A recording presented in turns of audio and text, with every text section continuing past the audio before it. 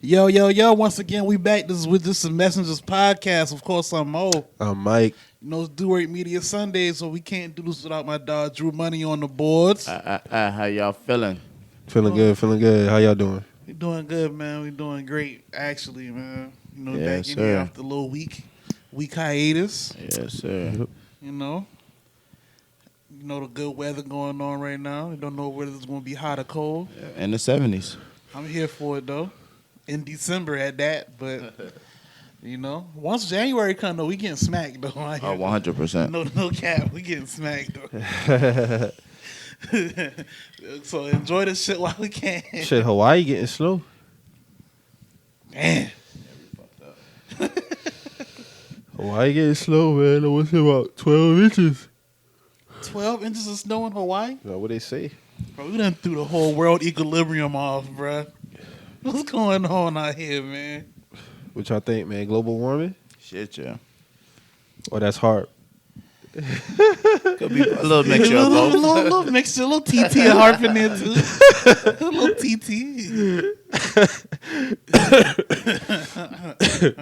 I can't even laugh that hard. 2 days post wisdom tooth removal. So How you feeling, man? feeling good. Ain't really no pain. It's just this swelling. It's probably gonna be a little worse since I caught me a little mini cold before that shit happened. So Oh, okay. So what that shit do they like? Because I never had that done. Do they put you to sleep or they just like numb you up? put you to sleep. They numb you through the surgery though. Oh, okay. But they gonna put you to sleep. You're not gonna remember that shit. You're not gonna remember that shit. Man. Yeah, like once they, I had the consultation, and they told me like, yeah, we gonna go ahead. We gonna put go ahead get the X-rays done. Tell you what we need to get removed. Then they come in. They set your appointment. They tell you what they gonna do. So when you first get in there, they put you in a chair. They put this little big thing over you, hook the IV up to you, run that through you first, and then they hit you with the anesthesia. Mm-hmm. So you feel that because the shit feel different. It's kind of like cold, kind of feel kind of cold. It kind of like you feel like you can really feel that shit just get right here, get right here, get right here, and then I want to say. I saw the doctor looking at the thing, and then that was it. You blink your eyes one time every night. Next thing I remember is waking up in my bed. That's about it. Like back in your bed at home? Yeah. Who took you home? My sister. Oh, okay. All right. You got to have somebody with you when they do it. All right. Yeah, and they got to stay the whole time. She said the surgery was about an hour, some change. They rolled me out in the wheelchair, put me in the car. Like, I had to take my mom one time, but she only had, like, one remove. So she wasn't completely out of it like me, but being I had all four done, like, yeah. But as far as pain, it really ain't no pain at all. Like, I had a few cavities in both of them. That's why they told me I've been ducking the last two recommendations to get them pulled because they wasn't bothering me. Yeah. But they said what makes sense for you to, like, just getting them filled and then possibly come out again and just, because at that point, you're just going to keep digging into the tooth. So I was like, yeah, just go ahead and get all four of them done. And I just went ahead and got that shit done. I think I'm in like a small percentage of people who don't be having no. I just been to the dentist like a few months ago and I ain't had no. It was like you straight on that. That's good.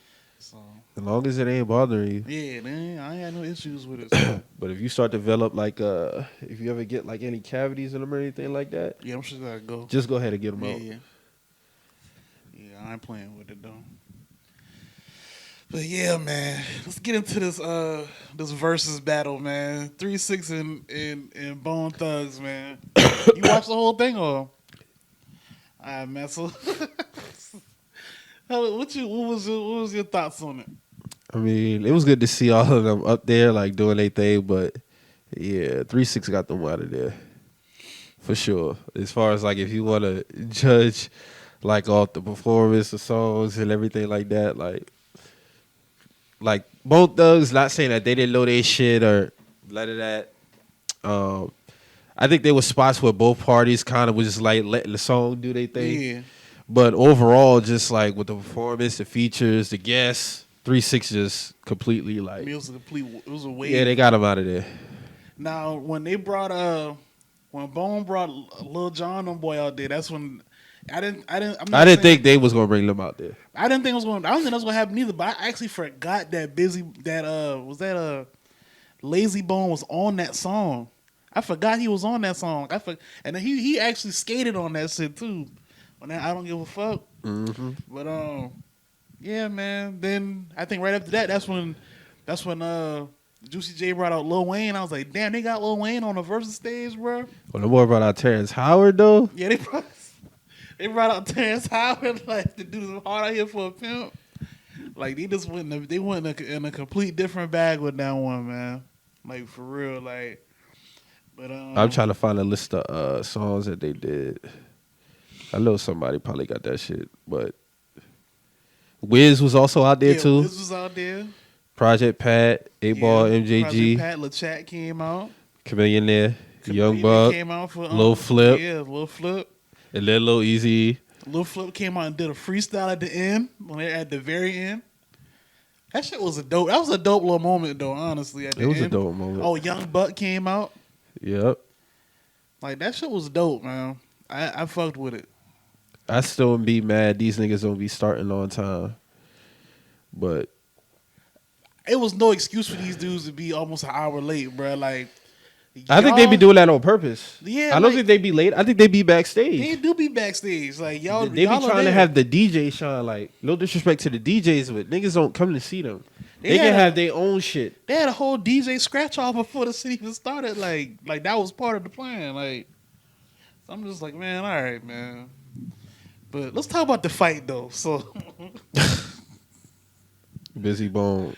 So I follow this page called Artemis Gordon, and he break down a lot of industry stuff that go on, whether we might know or not know. Uh-huh. And he always before this verse even started, like he's spoken on Bone Thug and Harmony before, and he's always referred to Busy Bone as the David Ruffin of the group. Yeah, always fucking up the money, always fucking up the bag, always doing something to hold the group back as a collective.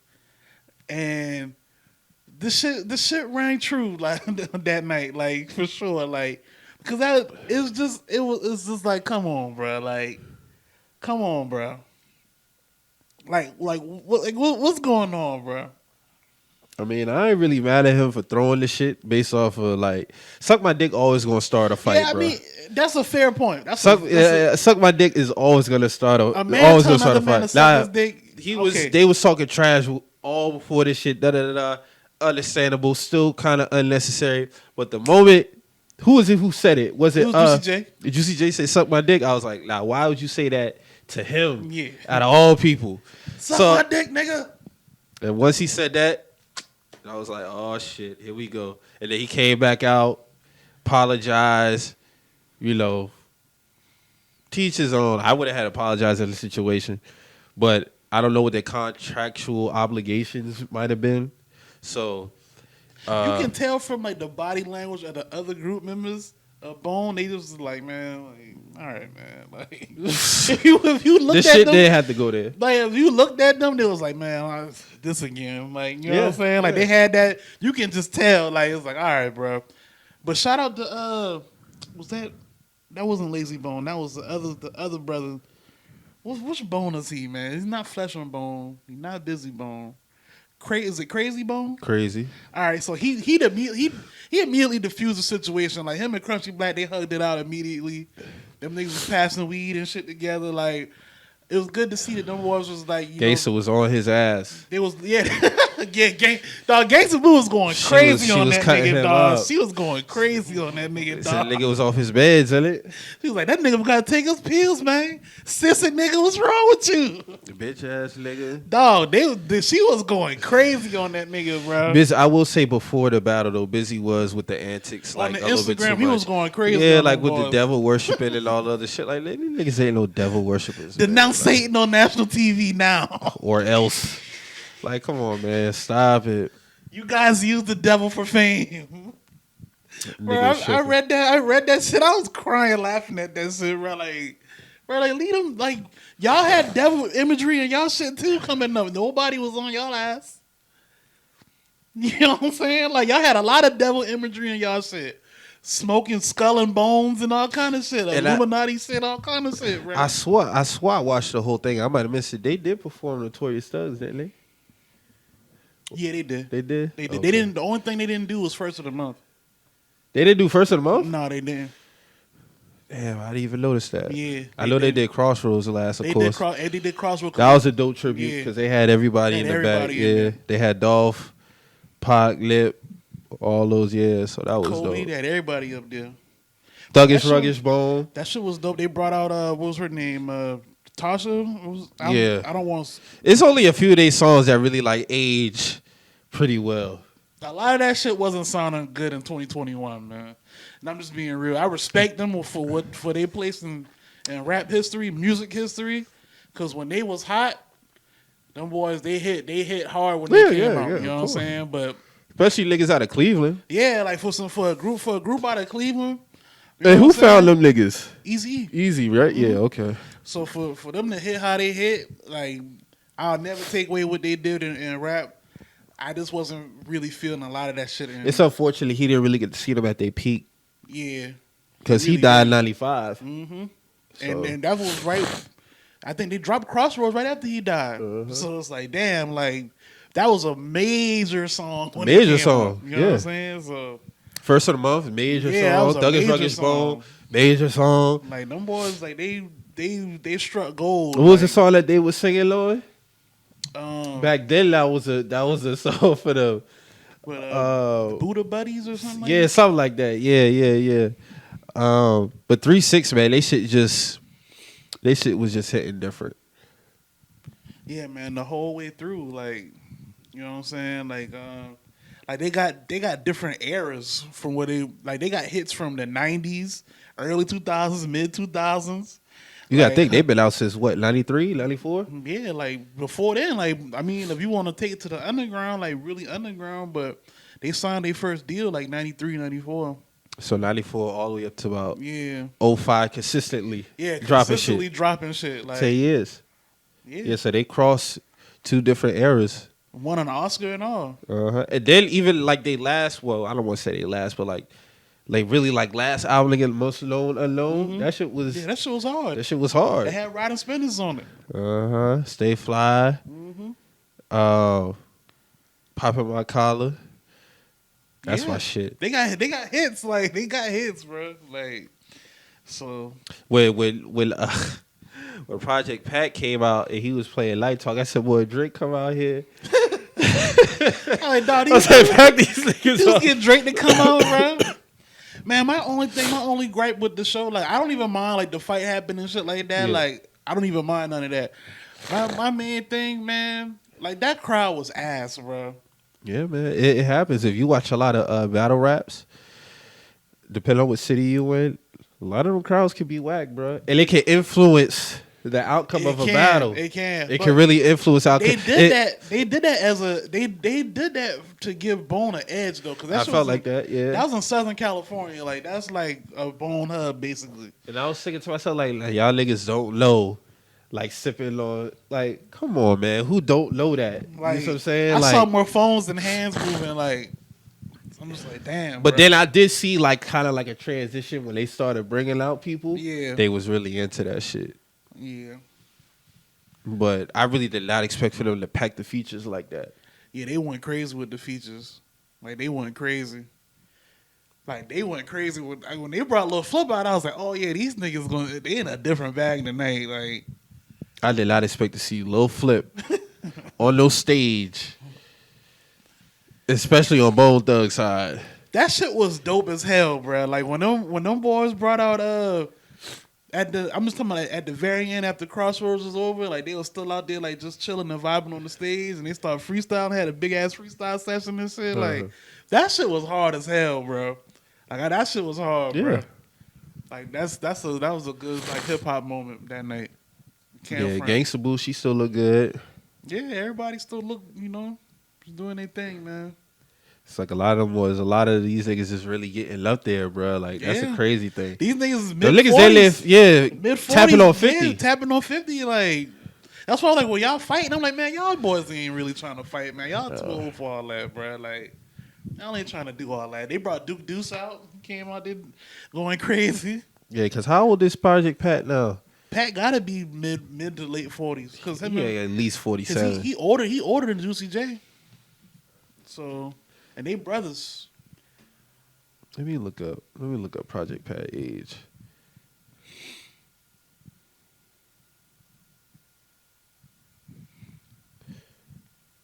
$48. Yeah. That's what I thought. Yep, 48. You know what I'm saying? Like, y'all ain't trying to fight, man. And it's cool. Like, you know what I'm saying? Like, we ain't really been about Yeah, so it. like when he was at his peak, he was like, what, 25, 26? That's 99, 98? Yeah, Getty Green came out like 98, 99. Yeah, He Getty was Green like- came out 98. Yeah, he was like 25. Had to have been like 25. And you got to think at that time, we was real young. Yeah, we was like 8, 7 ourselves. So damn, yeah, dog almost 50, man. That's crazy. Mm-hmm. It's good to see get a lot of these legends up there though, man. That's why I'm so glad that we got DMX's Snoop before he passed. Yeah, that was dope. I was too. real glad that was we got dope, that. too. That was one of the first ones they did like actually together too, like in the studio. Yeah. Like after like all the COVID and shit. So that was dope too. That was real dope. Damn, Versus done. They done covered a lot of bases so far, bro. They done covered a lot of bases. They covered a lot of bases, man. We just come off the Stephanie Mills and Shaka Khan one. Then we get this. She was zooted. Yeah, Shaka Khan was zooted, bro. She still look good though. Yeah, she still look good for her age. She still look good for her age though. Stephanie too. Yep. Stephanie too. And who else they got lined up? Well, they said this is the last one for the year, so 2022 we'll see what they got. This is it for the year. That's what I heard. There's rumors of T.I. and Lil Wayne supposed to be doing one, but I don't know. What you think? I'm here for that if they do that. I'm here for it. I wanted T.I. and 50 Cent, but we ain't getting that. Yeah, T.I. too. I mean, 50 too busy doing the, Power verse. the power verse. That nigga too busy doing that shit. So understandable though. He's doing great with that, but still, you can pop out for a little verses. Yeah, man, pop out for I don't know, man. I don't know if he got something against Swiss or Timbo or something. Like I don't know, man. I don't think he do. When he spoke on it, he was just like, he not into doing like old shit like that. And I'm like, bro, like what you mean, bro? Like not even like I don't know. He's just man. paying homage, man. Yeah, That's about like it. I mean, Or he probably just don't want to perform. 50 don't even look like he the think type that's he don't what want it to is. perform. Like I don't think he want to perform no more. Like I feel like I see 50 Cent doing more club appearances than like performances now. Like He the type just gonna let that record play. Yeah, he'll let the record play. He in there and they like, we got 50 Cent in the house. He want that. Like you don't want to hit the stage. I mean, Put together a list. yeah, he don't want to do all that shit. No Probably more. bring out some features. He ain't trying to do that He's shit. not trying to do that no more because at the end of the day, I don't even really feel like he out of G Unit. He only really rock with Yayo like that now. So like if he do a versus, he gonna have to touch a G Unit track here or there. Like, you're not trying to bring them boys out. He's not trying to do none of that no more. So that's over with. That's it over with, man.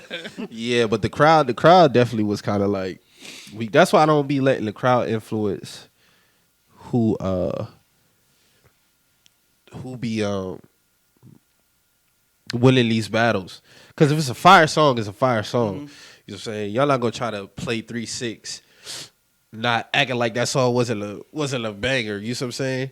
But then y'all over here vibing to some Bone Thug shit.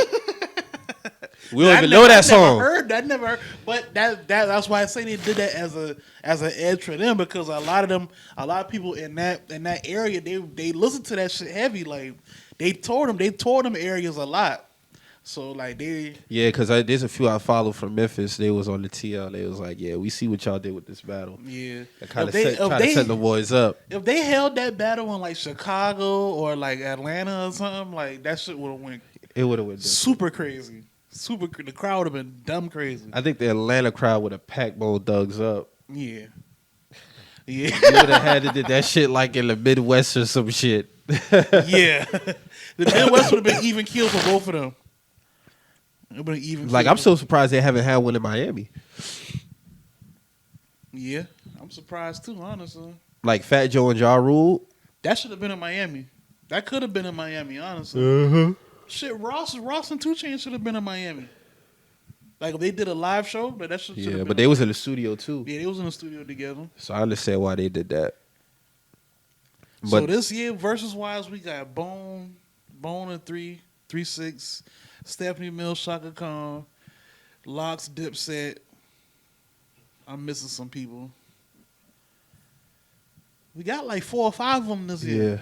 Yeah, I can't remember who the others were. Oh, Keith and Bobby. Keith and Bobby, KRS-One and Big Daddy Kane. I didn't see that.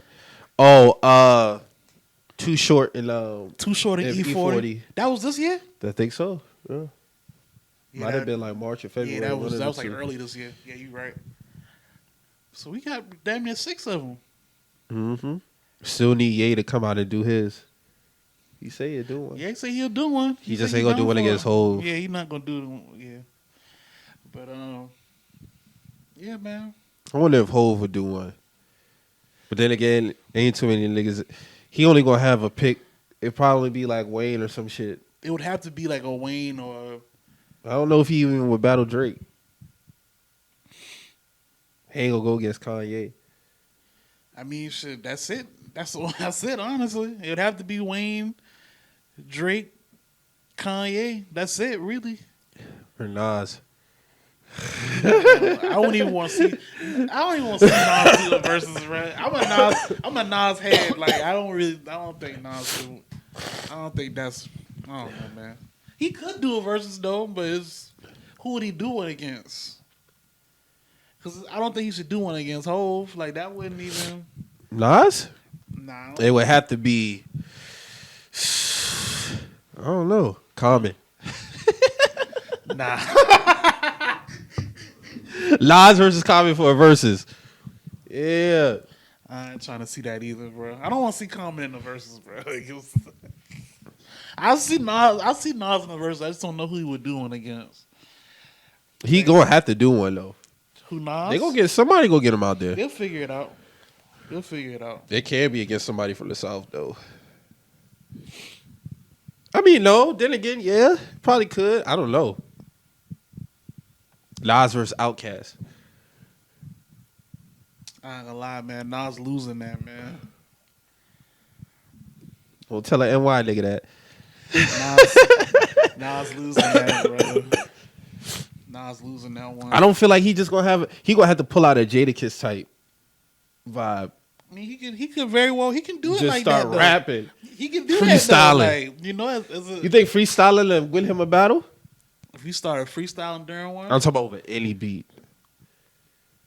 if it's dope, yeah. If it's dope, he can win a round or two. But he can't make that like a main. Like a I'm talking about like 6 rounds.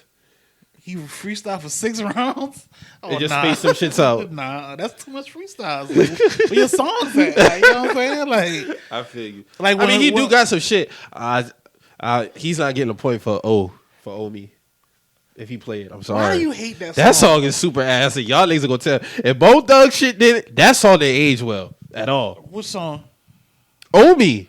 Bro, that song song don't age. I You fuck not with playing that song. today. I fuck with that song, bro. I'm sorry. Like, Nah, that I song fuck don't with that age well song, at all. Like, I don't know, man. I fuck with that song. I fuck with the song back then. when I was Uchi a little nigga. Wally aged way better than that. For sure. Beat wise, yeah. You gotta think of how that song, that shit come. That crazy ass beat. That beat whack as hell. Bro, Omi is a wavy beat, bro. That's not a wavy beat. That shit wavy, bro. Who did that? Timberland did his thing on that beat, bro. I would love to see Mary do one, but she said she don't got time for it. Who would Mary J go against? Mariah? Me and Mariah. That'd be Go a back dope like ass babies fucking and battle. pacifiers. That'd be a dope ass fucking battle. Mariah Carey, Mary J. That would be Need dope. that. I don't know who would even win that. Yeah, that's a toss up. That's a toss up, bro. Mary got them bangers though. Mary, I'll say this. Shit, the song with Nas is way better than "Oh Me." Which song? He can play that and win a round. Love is all I need. Oh, Love Is All We Need. Yeah. Yeah. That shit fire. Oh yeah, for sure. And Yeah, Nas went crazy on that shit. Yeah. He got off on that. But I think he can win a versus. Just depends on who he go against. Who he go against? That's anybody though. Who he go against in playlists? Ross said he got another 20. Shit, go up against Ross. That would be dope. That would be dope. I'll tune in for that. Because basically he'd be going against Ross B-sides. Mm-hmm. Or Nas and T.I. T.I. still got a battle. Future still got a battle. I wouldn't want to see Future and Nas, but Nah, Future and Nas, I ain't trying to see that. Future lead a battle.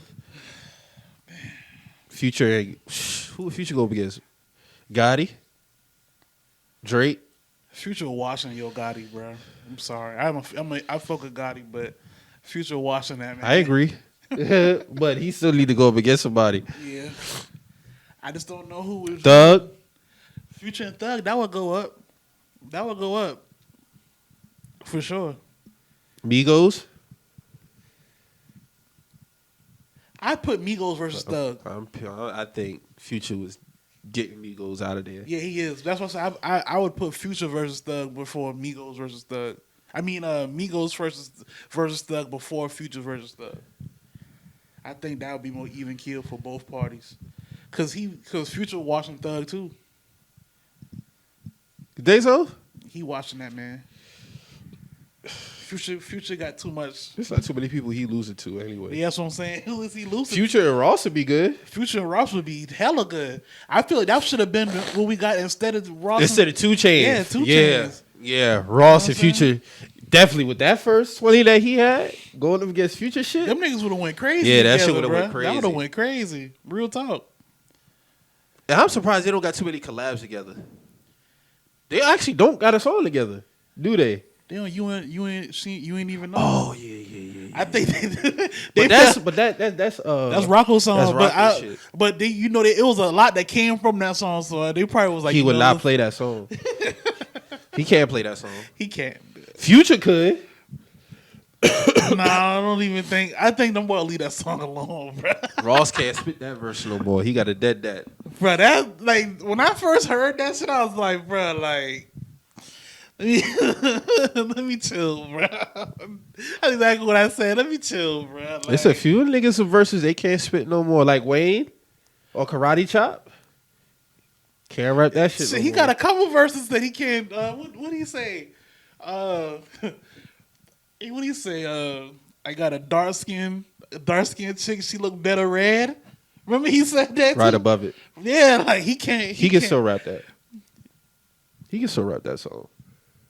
Bruh, they gonna get his ass. They gonna get his ass if he rap that, bruh. Beautiful, like yeah, beautiful black woman. I bet that bitch look better red. Yeah, I don't remember him getting flack for that. I think we talked about that before. I don't remember him getting too much flack for that. But if he do that on a versus stage, the spotlight gonna be on those. Like, damn, like what the fuck, like that's how you feel, bruh. You know they gonna reach for something. We probably would. They gonna reach for something, bruh. I saw you say Wayne need to just go ahead and invest in a Dark Caesar. Yeah, he do, bruh. He do. Like, he holding himself back, bruh. What if he cut his hair and he give us another 20 years of peak bars just because he got waves now? That's crazy. I can't never see Wayne with a low haircut, bro. I never seen him with a low haircut. I ain't seen him with a low haircut since he had an afro. You know what I'm saying? This is 99, 98. Yeah. That's crazy. That nigga Locks just... I think he just didn't take care of them shit, to be honest with you.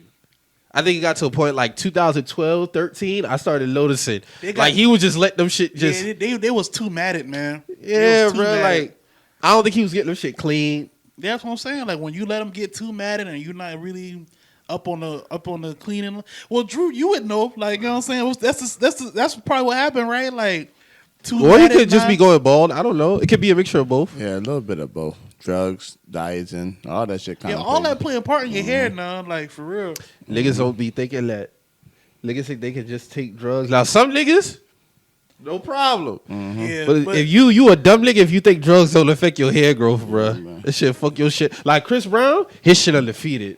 I'll get down. Nobody say this nigga. That nigga hair will grow back like a motherfucker, bro. That nigga got a strong hairline, bro. He can sniff a whole brick, and that hairline ain't going nowhere, bro. That shit ain't going nowhere, bro. Real talk, dog. Real talk. Like, a lot of niggas not like that, bro. Like, Lil Wayne been hitting that cup for almost 20 years now, so, you know. I take pride in that shit. Like, my hair eventually your hair is going to start falling out. You know, pumping yourself up with all them drugs, bro. Like, it does happen. Like, Snoop just smoke weed, but, I mean, that nigga hair, this nigga hair is immaculate, bro. Like, his hair ain't going nowhere. He just turned 50. Hove just turned 52, and they got a head full of hair. Like, yeah, my dog got the what's the painter? The Basquiat's. Yeah, my dog got Freeforms. he got the freeform shit going on. Kind of like Cam. Cam never really just put his shit. He just let his shit grow out freeform. Yeah. A few niggas doing that. Currency got the Freeform. He do? Yeah. I see that nigga in a minute. Yeah, Currency. I don't really follow him on social, so I haven't seen him. Currency hair just like that. His hair just don't stand up like them boys shit. Oh, okay. Yeah, I see a lot of them niggas going to the. I would have never respected Ho. I promise you, I would have thought Ho would have forever just rocked the C's. He started growing his shit like after Magna Carta, right? Mm-hmm. Shit, Blueprint 3. No, he still had a low cut Magna Carta now. Cause I just watched that 2013 interview with Breakfast Club. He had a low cut. Oh yeah, he did have a low haircut. 2013. Low cut run that time. He cut it again, must be. He did grow his hair out for Blueprint 3 though. He did, right, right. And then he cut it again. Cut it, yeah. And then now that I remember, because around that the Carter album between him and Beyonce, that's when he had a low fucking. That was 2018. Yeah, that was 2018. So yeah, dog shit done grown. That's crazy. Them shit sprouted. Yep. Now he's an island boy. Island boy. Hey man, bro, what's going on in society, bro? This white boy named Kodak Red. That's his name. Fly Soldier and Kodak Red. Horrible, bro. They're the worst. You ain't seen the little Island Boys? I seen them. I saw them get booed on stage. Yeah, they got booed on stage, bro. Got them niggas out of there. Nigga, you performing in Miami, bro. I think it was at Live or Story. Yeah, it was at Club Live. Yeah, like, no, nigga. But they're from down there, though. That should have been a home game. Nigga. No, nigga. No, nigga. Island boy. I don't even know they was old enough to be in Live, truth be told, bro. Bro, what's going on, bro? They got black girlfriends, too. I ain't surprised. Oh, that's the money. That's just the money right there. Run it up, sisters. Run that shit up. Sure. Hey, man. Love it here.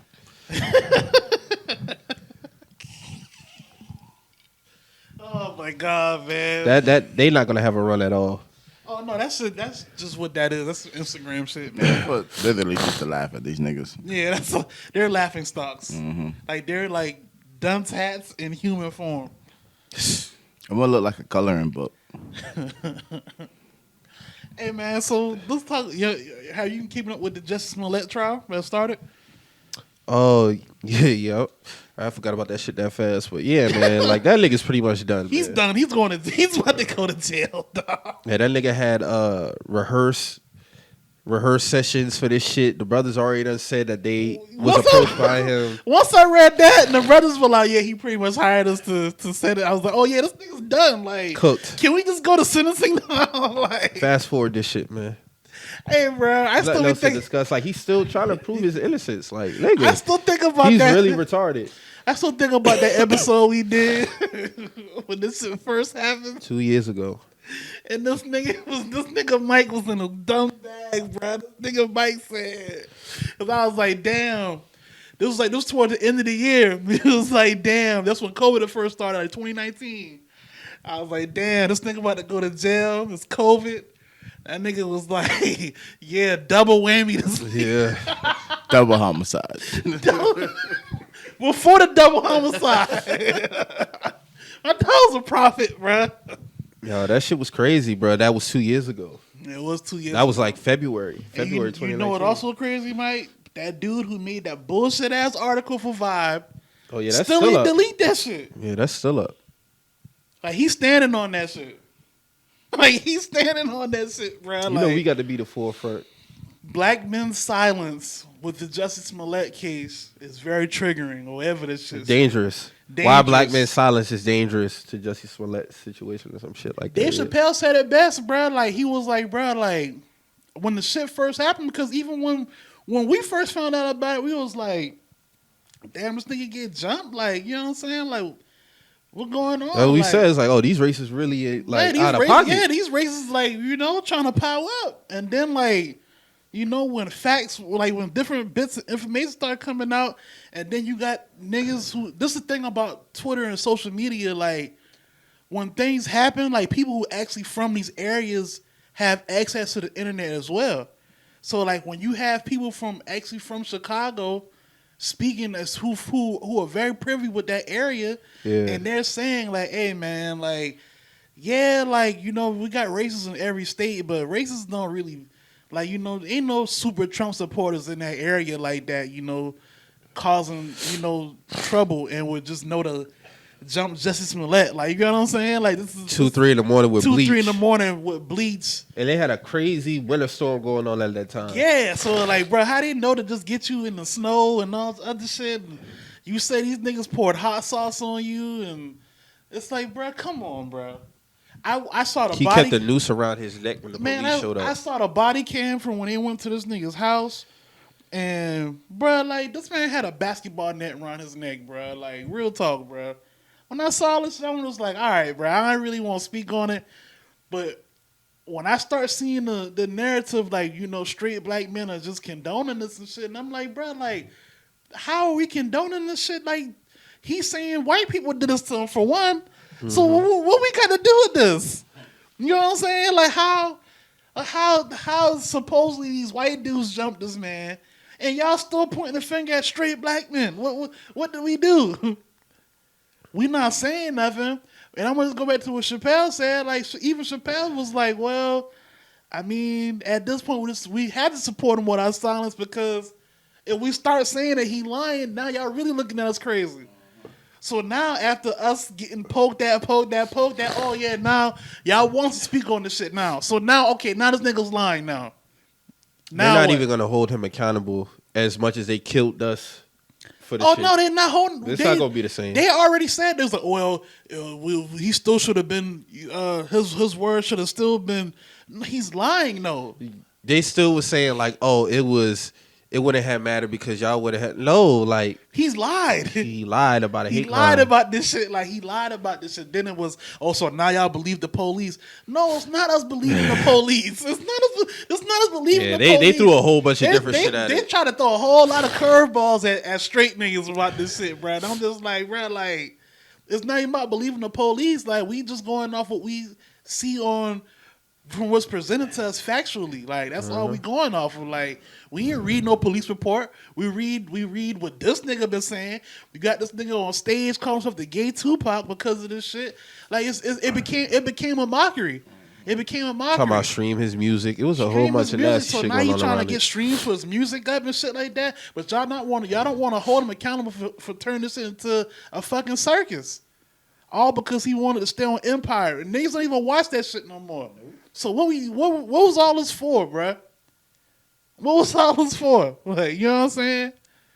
I don't know, bruh. He might not even do no real time behind this shit, to be honest. I honestly feel like they're going to slap that nigga on the wrist.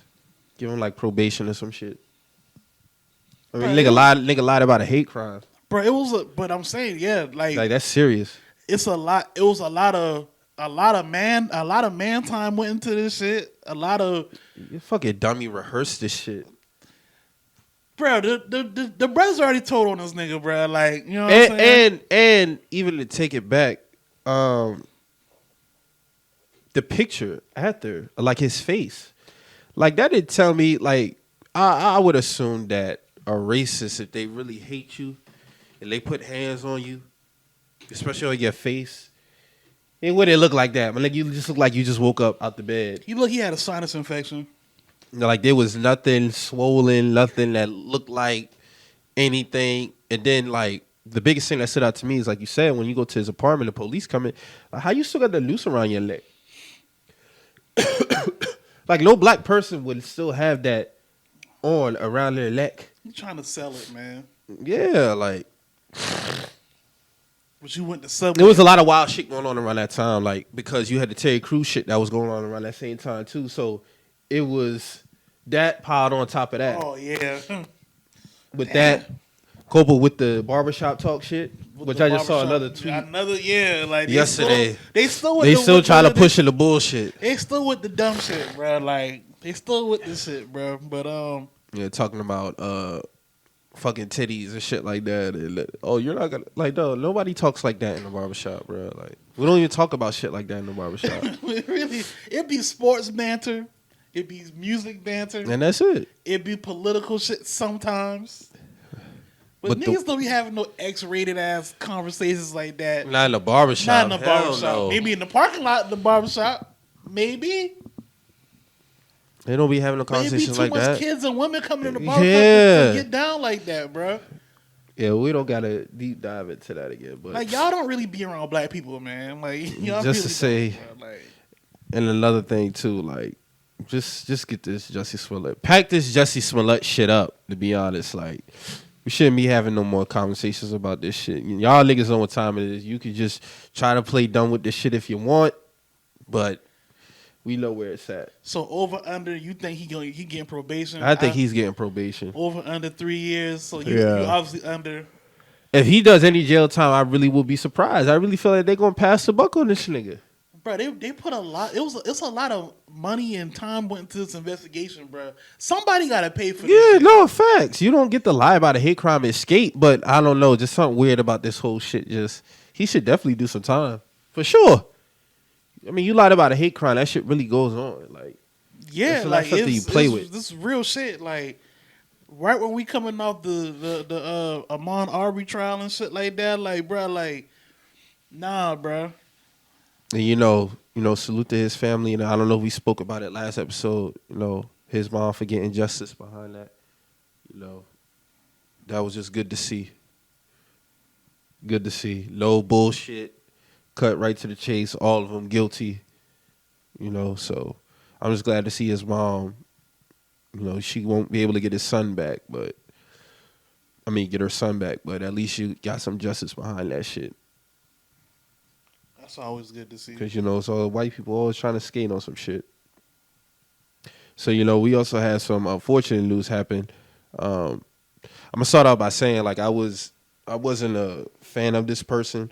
I have critiqued their work, criticized their work, so I'm not going to sit up here and be fake and act like I really fuck with dude, because I didn't. You know, that's not for me to say, you know, RIP to him, you know, condolences to his family. Virgil Abloh passed away the age of 41 from cancer. Mo, maybe you could speak more to, you know, his impact, you know, his legacy, what you liked about him, how he impacted fashion for you and stuff like that, and how, you know, how it affected you when you heard the news. When Virgil passed, when I got the news, I was pretty much like everybody else, like damn, for real, like is this real, like.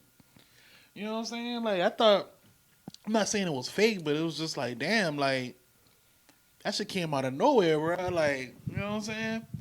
But, you know, as far as his legacy and, like, you know, everything he did, like, to only be 41 and have, like, a lot of the things that he had under his belt, whether he was a fan of it or not, you know what I'm saying?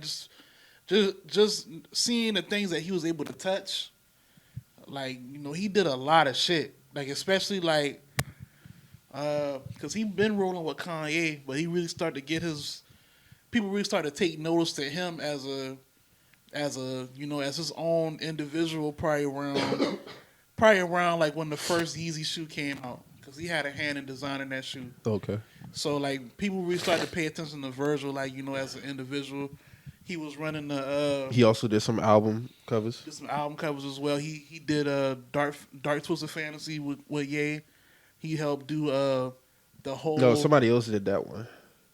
No, George Condo did the artwork, but Virgil and Ye sourced it. Like they worked together on it. He helped Ye with the 808 and Heartbreak rollout. Watch the Throne, he did that. Watch the Throne. He helped commission Ricardo TC for that. ASAP. He did the ASAP the first ASAP album cover. He did the Pop Smoke album cover. That was real controversial. But yeah, like just going back to like the first Yeezus nigga, when people really started to pay attention to him, that was like, around like Tumblr time. Him and Don C was working on the RSVP store. They had the blog and shit like that. Shit was lit. Like you know what I'm saying. Like a lot of people was really like trying to figure out like what's next for them coming up and like coming into the new decade and shit like that. And they did a whole lot, like that whole like umbrella under Kanye. Like you had Don C, Virgil, Jerry Lorenzo. Man, this is them like the main three, but it was like a lot of shit going on under them. And like Virgil started off with the Pyrex 23. Just from then going into the Ben Trill, then the Off-White. That came like late 2012 going to 2013. Just from Off-White up until now is just he did a whole lot with it. Like whether you agree with it or not, like it was a whole lot that he was able to do just in that short. To say like from 2013 to 2021 up until his passing, like when was the first Jordan Off-White collab? Was it the one? Yeah, that was the first one. That was I think that was 2015. I don't think it was 15. It had to have been 16, 17. It might have been 2015 or 2016. Because 15, the Chicago came out. Chicago. Okay, so it had to have been all right. You were and right. if that was the first one, it had to have been a few years after. Because he had the whole collection. It was the one collection. It was like the Jordan 1. Oh, it's a bunch of them. It was the Jordan 1. It was the first, the Presto, the Air Max 90. Yeah. That was like the whole. It was called the One, the collection. It was called the One. So it was that, and then, but he already had the Off-White line going on by then. So to say from like the Nike collab up until he done did shit with Mercedes Benz. He did a whole lot of shit. Like he done had lectures at Harvard, like lectures at different schools, like all kinds of shit. And I'll say this, like to say like, he did things that a lot of people. He did a lot of things he didn't have to do, as far as like, reaching back. Like the whole like he had a whole website called Free Game, but he basically telling you like, hey, like designers, this is what you do, this is what you supposed to do, this is how you find good blanks for your tees, this is how you trademark your shit, this is how I started using Photoshop. Like, like he ain't had to do none of that shit. He ain't had to give y'all his sauce, but he still did it because he still wanted to see people come like how he did. Like he had a famous quote basically saying like, design is basically the biggest finesse. And, a lot of people was like, damn, like, that's how you feel. But, like, I mean, he was showing niggas what time it was. Like, whether you liked it or not, like, somebody gonna fuck with it. You know what I'm saying? Like, that's what I took from it. Like, yeah, like, you might feel a way about it or you might think it's lazy or whatnot, but that's kind of an art within itself. Like, you know what I'm saying? Everything don't gotta be one way. You know what I'm saying? Like you can make your own rules within this shit. I think he did that to the T. Like even when he got into Louis Vuitton, like that was a big accomplishment within itself. Like this is a black man from Chicago, and he's in one of the most prestigious fashion houses. Like, and he's bringing a complete different type of style there. Like, you know what I'm saying? Like before Virgil came there, like they did have, different creative directors in there, but not like how he was coming with the shit. So, like his shit, he left an everlasting like mark in Louis Vuitton. Like I don't think nobody will be able to recreate what he did there. So for him to pass away at 41, like he really left his mark on a lot of shit. You know what I'm saying? So I just feel like, throughout my life, being 30 years on this earth and just seeing, death happen and death with certain people, I just feel like, you just look at certain things, you be like, when it's your time, it's your time. And when you sit back and you reflect about, what they was able to do during their time here. This just even outside Virgil, even with Chadwick, he passed away from cancer last year too. A lot of deaths, they were unfortunate, sudden, like Kobe Bryant, the helicopter crash. It wasn't nothing that was sick. But you look at what they was able to do with their time on Earth, it was like, okay, yeah, we lost them at an early age. You know what I'm saying? Yeah. But their impact was it's noticeable. They worked for forever here. So it's like, I think a lot of people don't really sit back and think about and even so value their time while you're here. God forbid something might happen to me tomorrow. Like, I can honestly say that, I did the best that I could while I was here. So a lot of people, you can ask yourself, like, how are you really valuing your time while you're here? Like, even impact-wise, not saying that you had to do anything impactful, like, it, that's noticeable to the world, but, like, even to, like, yourself. Yeah, yourself or your people, family, yeah. Your family. Like, because you leave the earth knowing that, what, I did the best that I could, or I put forth the effort to do this. Because you don't know. What if people knew the time that they would leave this earth? People would move a lot different. Yeah, you would move completely different. People would move a lot more different. Like even, like I said, even with us, like, if something, like I said, God forbid something happened, like, I would be okay knowing that even with this platform here, we got episodes that I know impacted people. You know what I'm saying? Even from, the therapy episode, or, our postpartum depression episode we had last week.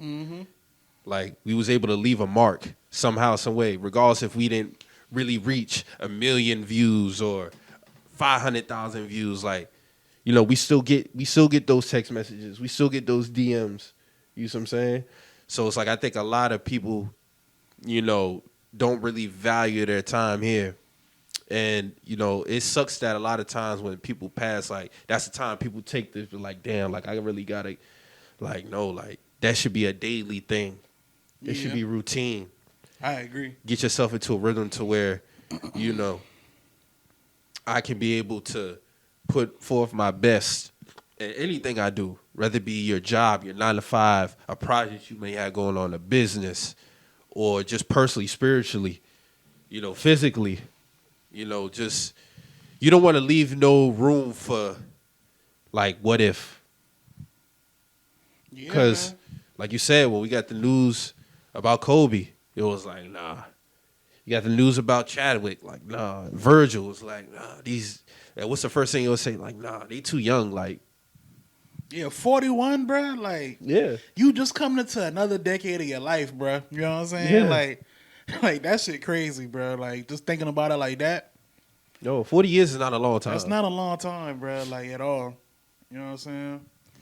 Like, I know for jokes, a lot of times we see it on the TL or, social media, like, oh, niggas 33 years old, still on Twitter, 35, 40, but, in the grand scheme of things, like, you want to be able to see that age.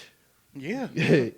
Like, it's cool to get your little jokes off and shit like that, but you want to be able to see 33, 37, 40, 45, 50, and 60. For what it's worth, like, I always thought, like, seeing shit like that was kind of like, I mean, like for what it is, like, social media, like, especially if you like into like a culture, like, you got a business going on, like, you're going to have to use social media, bro. Like, you know what I'm saying? Like, I never got the whole, like, niggas still 35 on Twitter and shit like that. Like, yeah, I'm going to be 35 on Twitter. But here's the thing, they're gonna be 35. That's what I'm saying. Y'all gonna be 35 on Twitter too. So y'all gonna have the same, like, the niggas who born 2000. Y'all gonna have 2010s. Yeah, they're gonna be saying the same shit about y'all. Yeah, when it's your time, like, that's another thing they don't realize. Y'all gonna be talking about niggas 35 on Twitter. You're gonna turn 35 and gonna be talking like, damn, these young niggas fucking shit up. But you was the young nigga fucking shit up too. Yeah. So, like, you just gotta understand your place on the cycle of this shit, man. Like, and just appreciate this shit, man. Like, appreciate it and try to do what you can do with it. And it's just like, I look over the last. Here we are, 2021, about to go into 2022, And for some reason, I'm always looking at from 2000 to 2020 and like how much shit done happened from 2000 to 2020 and how much impactful shit done happened in a 20-year span from a lot of great people. You see what I'm saying? Like from 2000 to 2020, we was able to, like DMX was, I'll use him as an example. He was one of the most impactful rappers of that time. You know, went through was able to go through what he went through, got over that, you know, still was able to live somewhat of a quality life. Mm-hmm. And we was able to celebrate him in 2020 before he passed away. You see what I'm saying? Like, all that happened in a 20-year gap. We saw Hove from 2000 when he was big pimping. You know, he wasn't even top of Def Jam yet. I'm talking about 2000 to where he's at now, 2020. A billionaire, you know, head of a record label, you know, business ventures all over, and, you know, doing things in reform, you know, with the justice system and stuff like that. Family man. A He family ain't big man. no more. Huh? You see what I'm saying? Like, again, from 2000 to 2020. So it's like, what would it look like? Ask yourself now, if you're listening, like, what would your life look like from 2020 to 2040? What would you want it to be like? Because you got to think, when we was kids in 2000, we wasn't thinking about 2021. I damn sure wasn't. I wasn't at the all. furthest I might have been thinking was probably like 05, 06 or that's some the most. shit. That's probably the most I was thinking towards, bro. Real talk. I wasn't thinking about 2021. 2020, Yeah. none of that shit. I wasn't thinking about that shit. Not saying that I didn't see it. I just wasn't thinking about that shit. Like, the most we might have had was like probably 2010. niggas thinking about they PS2, they fucking Dreamcast, shit like that, going outside. Like, I ain't thinking about what happened in 2022. Like, you know what I'm saying? Like, when 9/11 happened, I was like, God damn, this shit is... I thought the world was ending when that shit happened. You know what I'm saying? So, of course, I wasn't thinking... We celebrating 20 years of that. So, it's like... You got to think the new millennium to us was like something major. Yeah. So it's like we was crossing over into... A lot of people didn't think we would see 2000. Yeah, a lot of people... Yeah. Like, even if we have young the way it was being talked listening, about, like I thought like some real shit was about to happen. Like, and then you just had a lot of shit surrounding that time because you had the Matrix that came out. You see what I'm saying?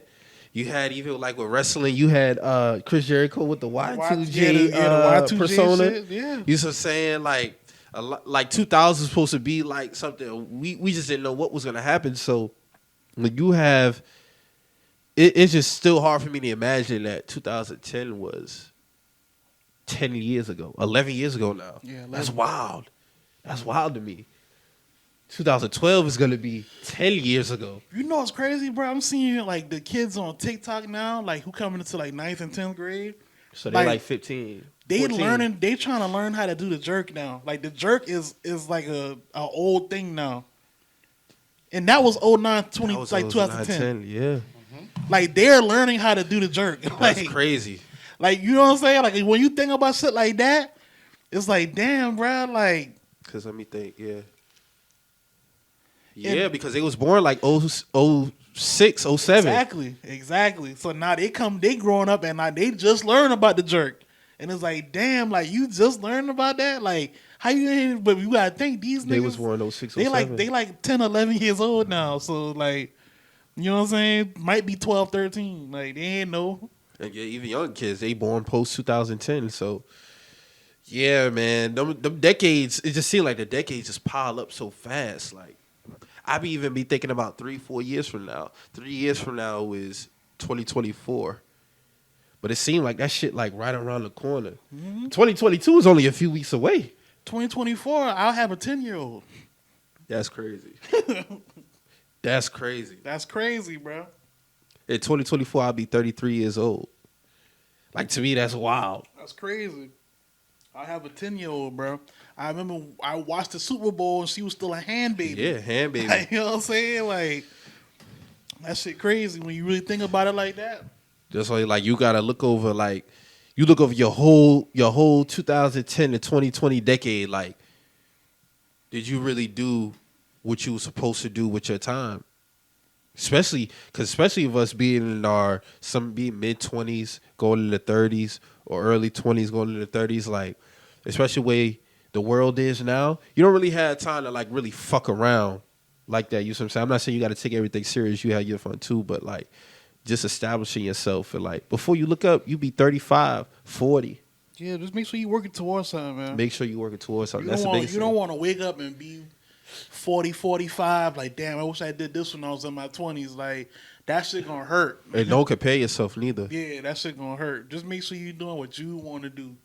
Don't compare yourself to nobody else, because that's a form of robbery, because you robbing yourself of, you know. I think it's a lot of people who feel like they got to be perfectionists now because they see everything is a lot more visual now. So you're able to see a lot of other people's lives, whether you think it's real or not. Yeah. Whatever they portray, you feel like, oh shit, I should be doing that. But you don't know behind the lens. You don't know what they got going on. Yeah, everything not perfect at all. Like it may give off a certain aura, but nothing's perfect.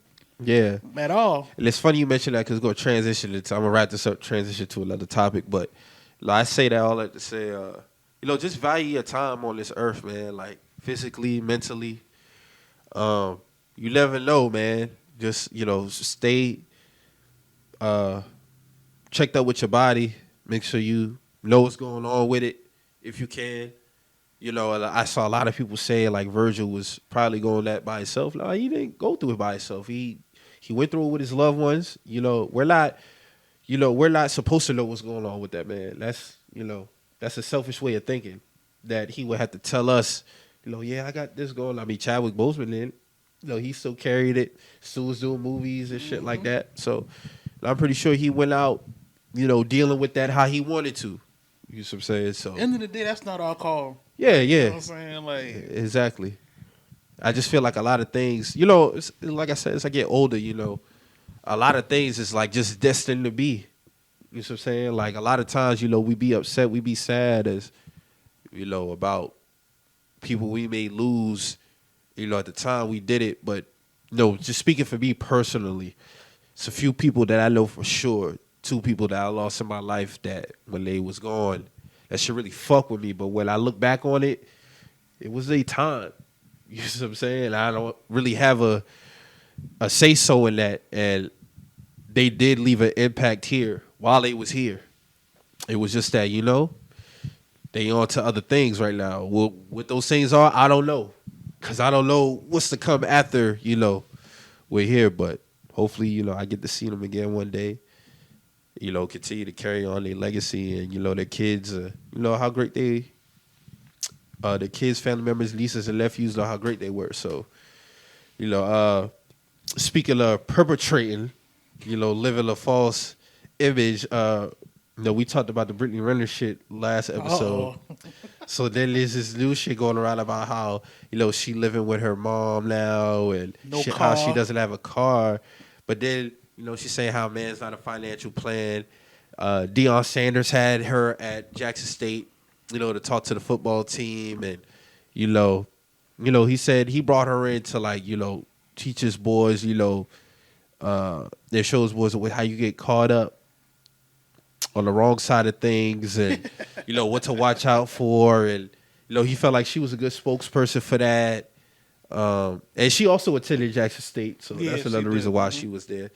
But the thing that's alarming to me is that how you don't have no place to live. Well, you got to move back in with y'all and don't have a car, but you just on Twitter talking about how you ordered a truck and the truck will be there February. So you can't be hurting that bad if you ordering a truck. Yeah, you don't order a truck if you broke. That means it's being made for you. I mean, that bitch you got some custom shit going in there. Like you picked out, the specifics of your car.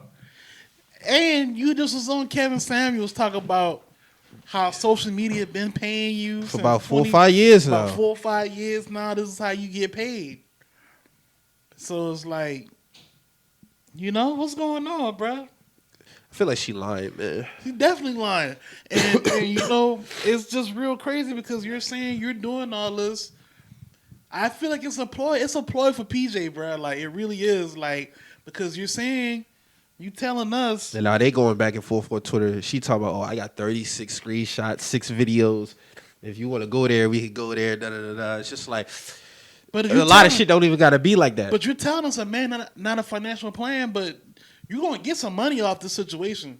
And then even with that, you know what? That's funny because Money Man had a tweet. He was like, just gave my baby mama $100K to start a business. She retweeted telling us, oh yeah, if my baby daddy wasn't such a hater, you know, this would be some great energy to be on. Da da da da. Like y'all don't got that same relationship. Y'all don't got that relationship. How that man? You don't know what's going on with him and his baby mama. What's going on over there? Like you shouldn't. Y'all got friction in y'all shit. Yeah, like you don't know how Money Man his people got what they got going on or where they at with their relationship. Like you know what I'm saying? Like that's not even for you to even speak on. Like it's really not. Not when we know what we know. You know and y'all not in a good place. Yeah, y'all not in a good place. You know what I'm saying? Like, but you're telling us. But that's what I'm saying. You can't tell us a man not a financial plan, but you trying to throw salt at this man because you see another man doing something for his baby mama. Like, it's something. Now like, PJ gotta give you $100K. Now he gotta give you $100K. Now PJ a hater because he wouldn't give you $100K. And that's why I go back to don't look at other people's lives because what about all the girls looking at Brittany Renner like, well, shit, she be getting money off the gram. For da da da da, but now she on the video talking about how she got to move back in with her mom at 29 years old. Now she broke. I think it's a lie, though. I think it's a lie. Yeah, like, it's no way, bro. I don't. Unless you that terrible with your bread, I don't know. But you not telling me you ordering a truck that's not supposed to be until February, but you ain't got no bread. Yeah, because for nothing, if you don't have a car, the first priority should be to get a fucking car right then and there, regardless of what it is. Yeah, I don't care if it's a cash car. Like you getting a car, like you know what I'm saying. Like fuck the whole Instagram, like image shit. Like if you don't got a car, like you're gonna get you a car. Now, I'll say this though, even if we going off what we said about the baby, like. It don't matter where y'all at in y'all place, like, you know what I'm saying? Like, you're supposed to make sure that you still take care of your baby's mother. True. If we going off that, PJ is supposed to take care of her, no matter what's going on. I'm just speaking off what she's saying. I'm just going off what she's saying. This whole time, she's been saying she's made a career of getting paid off social media. That's what she's saying. Yeah. So how you not a financial plan? So how's a man not a financial plan at the same time, and you telling us that you broke? I just don't understand. It's a lot of questions here. Like you just was on Kevin Samuels like 2-3 weeks ago telling us how you been getting paid off social media. How do we know that this is just not another way for you to continue to get paid off social media? And she said, "Man's not a financial plan. Don't follow your boyfriends. Follow you." True statements.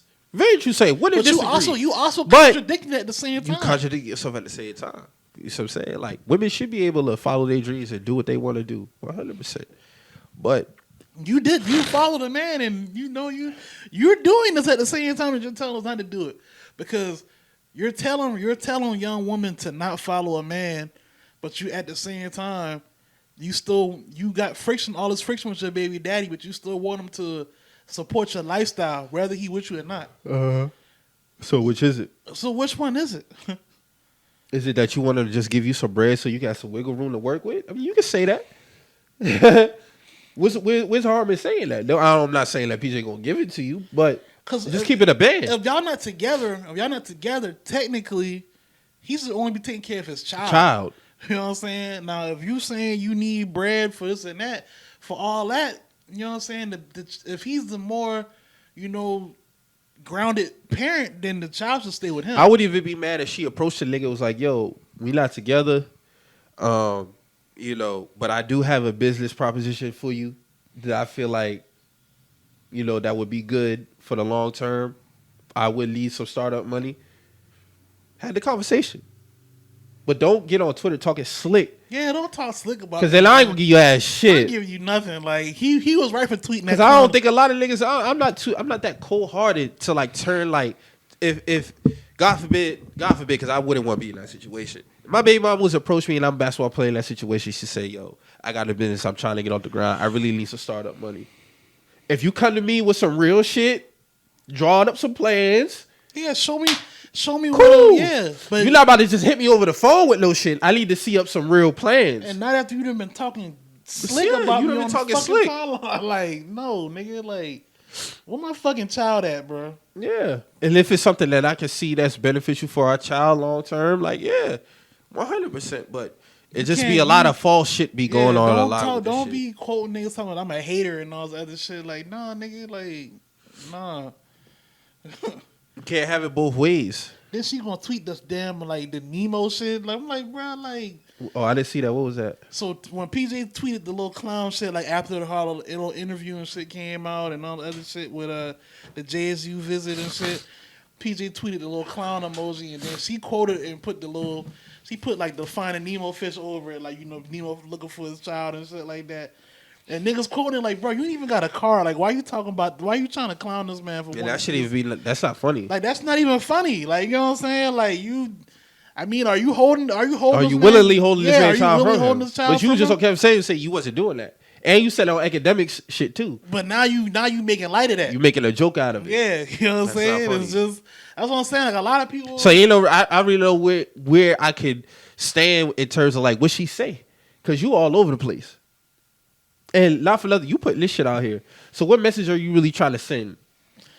What message are you really trying to send? Is it that you want women to fulfill their destiny and da-da-da-da? Or because you was not for, we also got you on video saying that basketball players are stupid, they dumb. You could get a bag out of them. But now you done got caught up. You done had a child. To walk everything back now. Yeah. While still trying to contradict like, while still contradicting yourself. I don't know, man. Like, I don't know, man. The IQ levels are being shown right now. It should be funny to me. It'd be real funny. It should be wild. It's just a lot of shit that don't really even like we always say. The shit don't even really have to be out there like that in terms of you and PJ's dealings. Word, like that's to be real. Like I if you want to talk about your shit, like on these platforms, like with Kevin Budden, Act, and all of them, cool. But like in terms of what y'all got going on, that's not our business. That's not our business at all. And this shouldn't even be carried like that. So her putting that Nemo shit, that kind of confirmed that she is holding that baby from that man. That's what it looked like to me. What would it look like to you? I wouldn't even play with nothing like that. Like, I wouldn't even play with nothing like that. So. And then you hurt yourself in the long run. Yeah, because like, why you... That could be used against you in court. Yeah. You try to get some child support bread. But you holding the baby ransom at the same time. Like, what's going on here? Holding the child ransom against their father is crazy, man. But there's a lot of women who get away with that. It's unfortunate.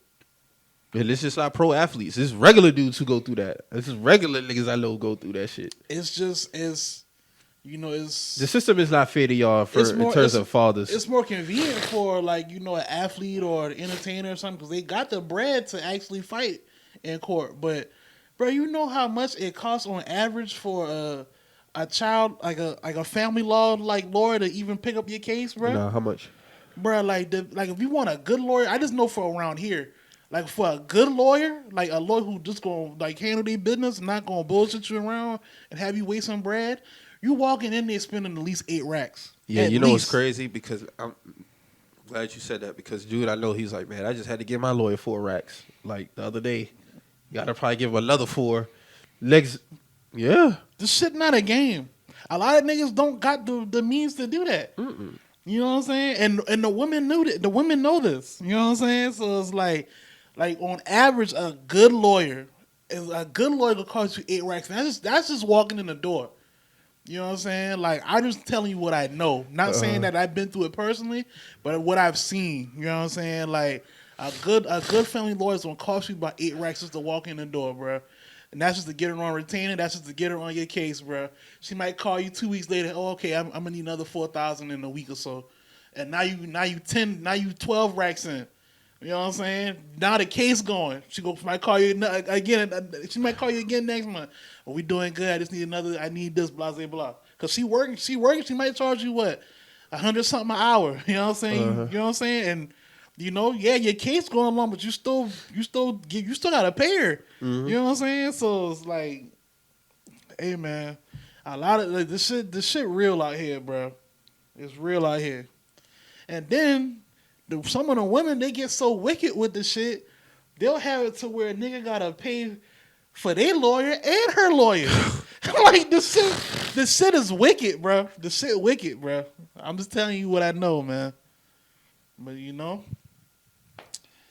shout out to everybody who you know doing their thing for their kids, man. Yeah, for sure, man. Shout out to them. So how you feel about the the little baby and sweetie situation?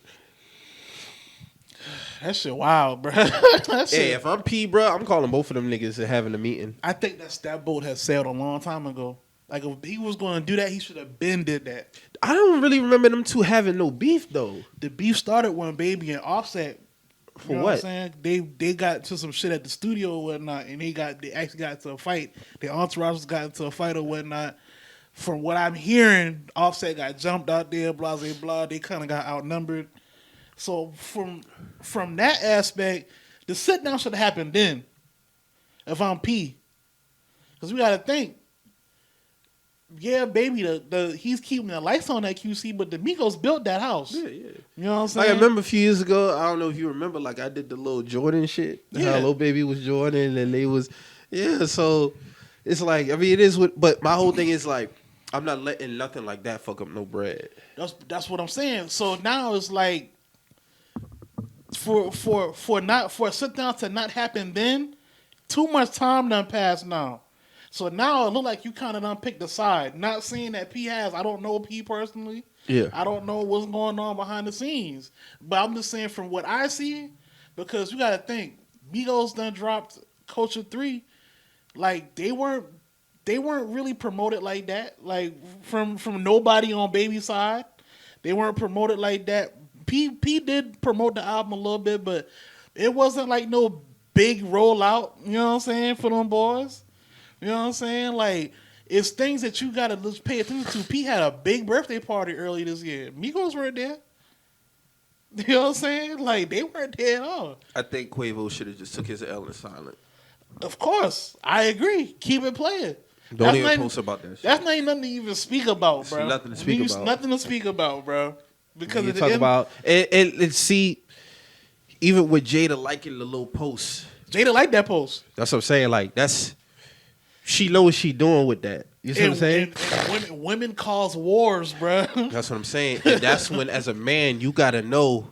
Because I said this yesterday. I said a lot of niggas who are controlled by pussy make the worst decisions. Look at history. So it's like, you got to be mentally strong to not even react to those. You know what she doing with. And not saying that Lil Baby reacted to it, because he didn't say shit. He didn't say nothing. He not supposed to say nothing. But she know what she was doing when she liked that post. Both of the women are completely nuclear in the situation, bro. Like, they are nuclear reactors. You bro. got Sweetie posted a picture that she took it out her post. And then you got like, the detectives who just automatically, that's Baby outfit because we just seen him with that same outfit on. With So the little like, nugget shit in the background, that shit was hilarious. all this shit happened like in a span of like 3 to 4 hours. And then they said it was like, when Lil Baby said, I was single, it had nothing to do with that. Mm-hmm. Okay, cool. But y'all know that's going to cause some riff-raff, regardless of the fact, because it's too close. It's too close to home. Y'all talking about, we ain't no thing, we can swap it out, da-da-da-da. Okay, man, cool. Like, in the grand scheme, you're hurt behind that. You hurt, and he's not going to admit that, but he's hurt.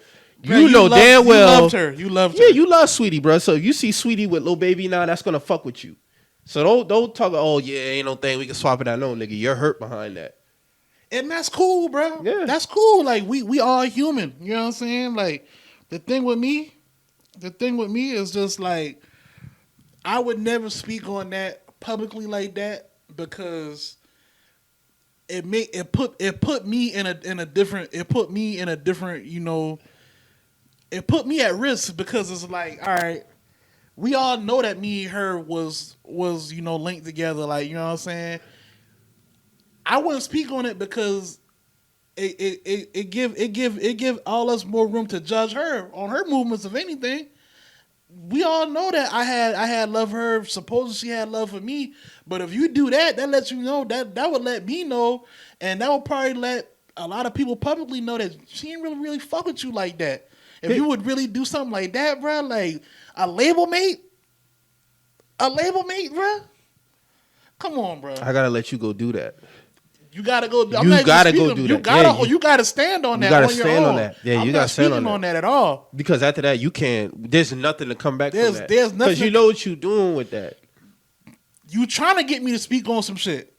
That's trying to get a trigger. You trying to get me to speak on some shit. And I'm not going to give you that. And it's not like Sweetie don't have hella options. That's what I'm saying. You know what you're doing. This is premeditated. You was just at old boy house playing the piano and shit. This is premeditated. You know what I'm saying? You know what Exactly. I'm saying? This is premeditated. Like you know what you're doing. Like, and you know we what I'm all saying? seen the videos with Sweetie and Quavo and they fallouts. Now, regardless of the fact that y'all, I don't know if each party has healed from whatever their situation, but if you're doing that as a reaction, that says more to your character. That speaks more to your character. If you want to go fuck around with a label mate, and you know I don't fuck with dude, and that's cool. You know what I'm saying? But like you said, you gotta do that. You gotta wear that. You gotta walk that plank. Because that's on your resume now. That's what you do. Got nothing to do with me. They got nothing to do and with then, me. even on the flip side, I'm not even trying to fuck with your baby mama, bro. Because The same way you got options, I got options too. I don't. So we don't even got to do that. Like we just was talking about this whole Sierra's prayer shit. Like niggas not praying for niggas' fourth baby mama. No, it's not. We not praying for. I mean, it's like, what was that tweet? And it was like, I never heard a nigga say they was looking for Sierra. I damn sure never said that. Please, Lord, send me a nigga's fourth baby mama. Like, no, bro. Like, I'm not trying to find a Sierra, bro. Like, I don't know why people are caught up. I want what's for Mo. I want that. Yeah. That's what I want. I don't want. You know what another nigga prayed for, because that's not for me. That's what she prayed for. That's what he prayed for. I want what's for Mo, because what's for me is gonna be for me. You feel me? Like I don't. You know what's so crazy, bro? And I promise on everything I love. Every morning that I pray, bro, I never prayed for a good woman. I never prayed for a good woman. Let's get into that. I prayed for peace in my life. A peaceful woman, or whatever brings you peace. Whatever brings me peace. Okay. You see what I'm saying? And that's not to say that, of course, like, and in my lifetime, I've had good women. Mm-hmm. I've had good women. So it's not like I be exactly zeroing in on, hey, God, it's Mike again, man. I'm, I feel you. You get what I'm saying? No, Like, I feel you. I really need me a good one this time. Like, I really need me. Like, I haven't been in many relationships.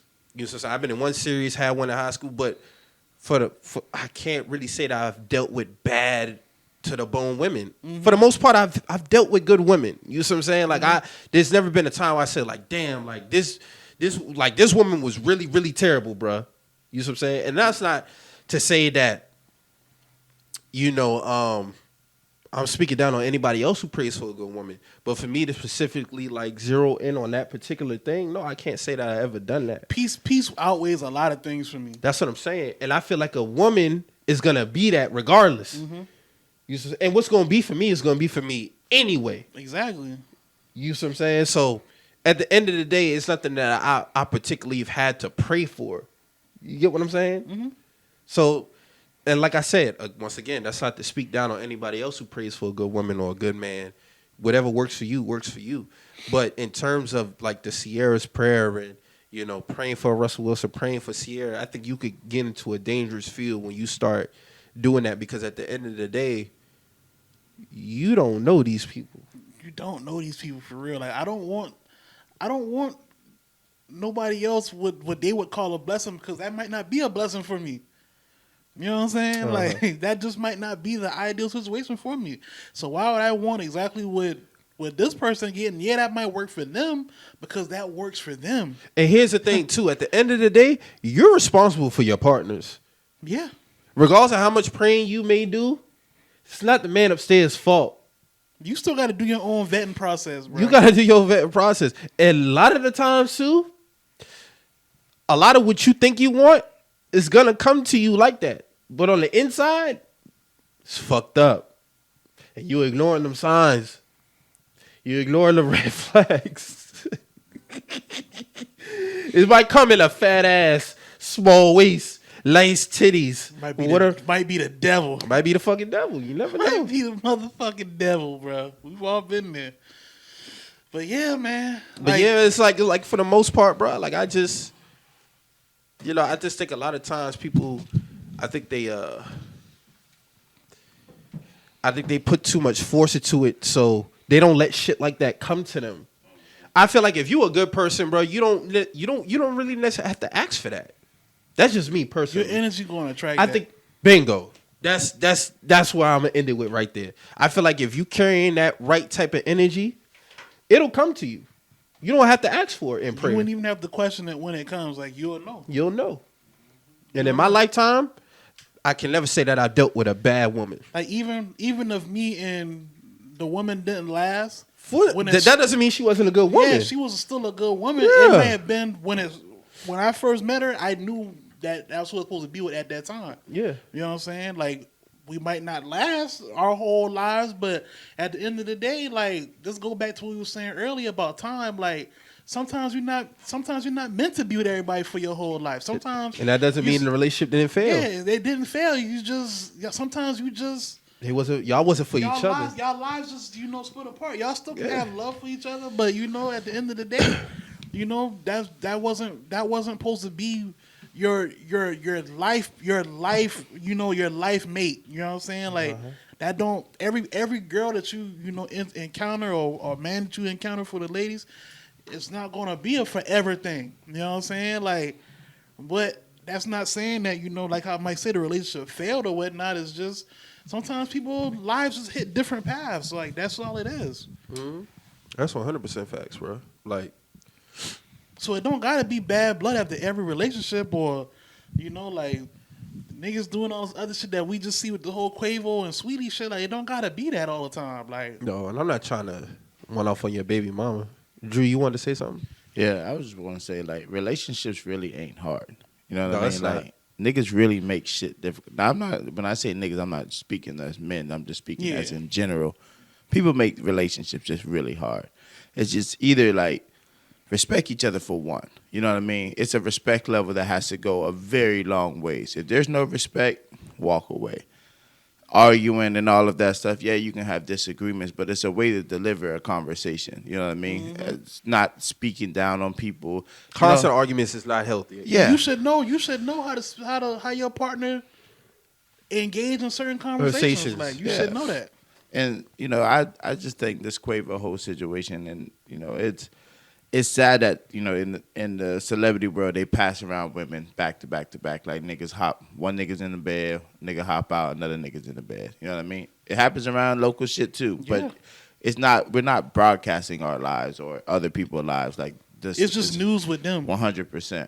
But truth be told, man, there's so many lessons into this shit. And I just hope people are really taking the lessons from this shit and moving correctly in their lives and applying it to their lives, because truly, man, like I said, relationships aren't hard, but people really make these shit hard by just doing goofy shit. You know what I mean? This is goofy behavior on all parts. I mean, if they're together or not.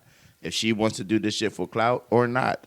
Regardless, this shit is stupid. But for a label, for a business, that's where I have a fucking problem. Because this shit look bad for every fucking body. Yeah, it do. You know what I mean? Like, it looks... Y'all letting a woman potentially get in the way of the money. Yeah. You know what I'm saying? And that's the hindsight. The legacy, the money, like all of that. And that's what I'm saying. I don't know if he's had this conversation. If I'm P, I'm shutting this shit down off top. Like, hey, yo, we not having none of this. Yeah. That go for her too. Is she under QC? No. Oh, okay. Mm-mm. But like, we're not having none of this. Y'all not about to come up here. I know exactly what y'all doing. It's not gonna fly. We squash this shit right now. Yeah. It's just crazy to me, man. Y'all ain't gotta be friends, but ain't gonna be no beef behind this shit. Yeah. I feel like that, like you said, like I don't know if the conversation happened or not, but it's just, to me, if it's happening now, I feel like it's kind of too late. But then again, like we live a life, bro. Is anything ever too late these days? Like, you know what I'm saying? Like, but who knows, man? I just know, like, when it's a difference in us saying this as opposed to you know me saying this to Quavo, and we watch Quavo life every day. Right. Like, it's different. Millions of people watch their lives every day. Yeah. So you don't know how he probably feel. He probably like, man, like, it's easy for me to say, like, Quavo, you shouldn't have spoke on that shit. You know what I'm saying? But I'm not Quavo. I'm not in the Truman Show. They essentially in the Truman Show. Like, you know what I'm saying? Like, people, they're being watched all the time. So He it's probably felt like the need to say something. yeah, he probably felt he needed to say something, or because how else he supposed to speak for himself? Right. You know what I'm saying? Like at the end of the day, we all still humans. At the end of the day, like I don't know how he felt. Like that's why I say it's easy for me to say I wouldn't say nothing because. I know he feels the type of way because I even mean, with the Justin LaBoy shit, when she was on the show with her ex talking, you know, they had to do what they had to do with him in that situation. So, of course, that woman is going to trigger you when it comes to certain feelings. This is the second time now. 100%. And now it's somebody that's on your label. Right. Yeah. Right.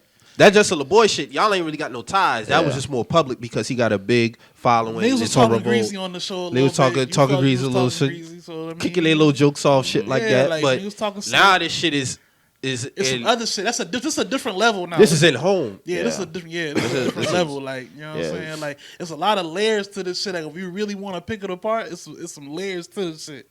That's why I say, like, it's easy for me to say, if I'm Quavo, I ain't speaking on the shit. But I don't got 4 million followers. You know what I'm saying? Like, I don't got people always like, hey, bro, you see this shit, you see this shit, you see this phone shit. Probably like, going crazy. Phone probably going dumb crazy. He probably just trying to enjoy his day. Yeah. You know what I'm saying? He probably look up like, because when he posted that shit, it was pretty late at night. It was late at night. Yeah, you know what I'm saying? He probably done been sitting on that shit. He probably been like, damn, like nigga done smoked about 40 blunts. You know what I'm exactly. saying? We don't know what niggas doing. Like that's what I'm saying. Like it's easy for us to say this. But you could tell in the context of what he posted that it did trigger something. Like it's some hurt behind that shit. But and that's fair. No, that's fair, 100%. I know they loved each other. 100%. You know what I'm saying? And you know, I just hate that it has to happen. Like, nigga just be blowing up, like you said, blowing up your phone, like, all the shit, like, speculations. You know what I mean? Like, all off of speculations. But even in relationships, speculations do come up.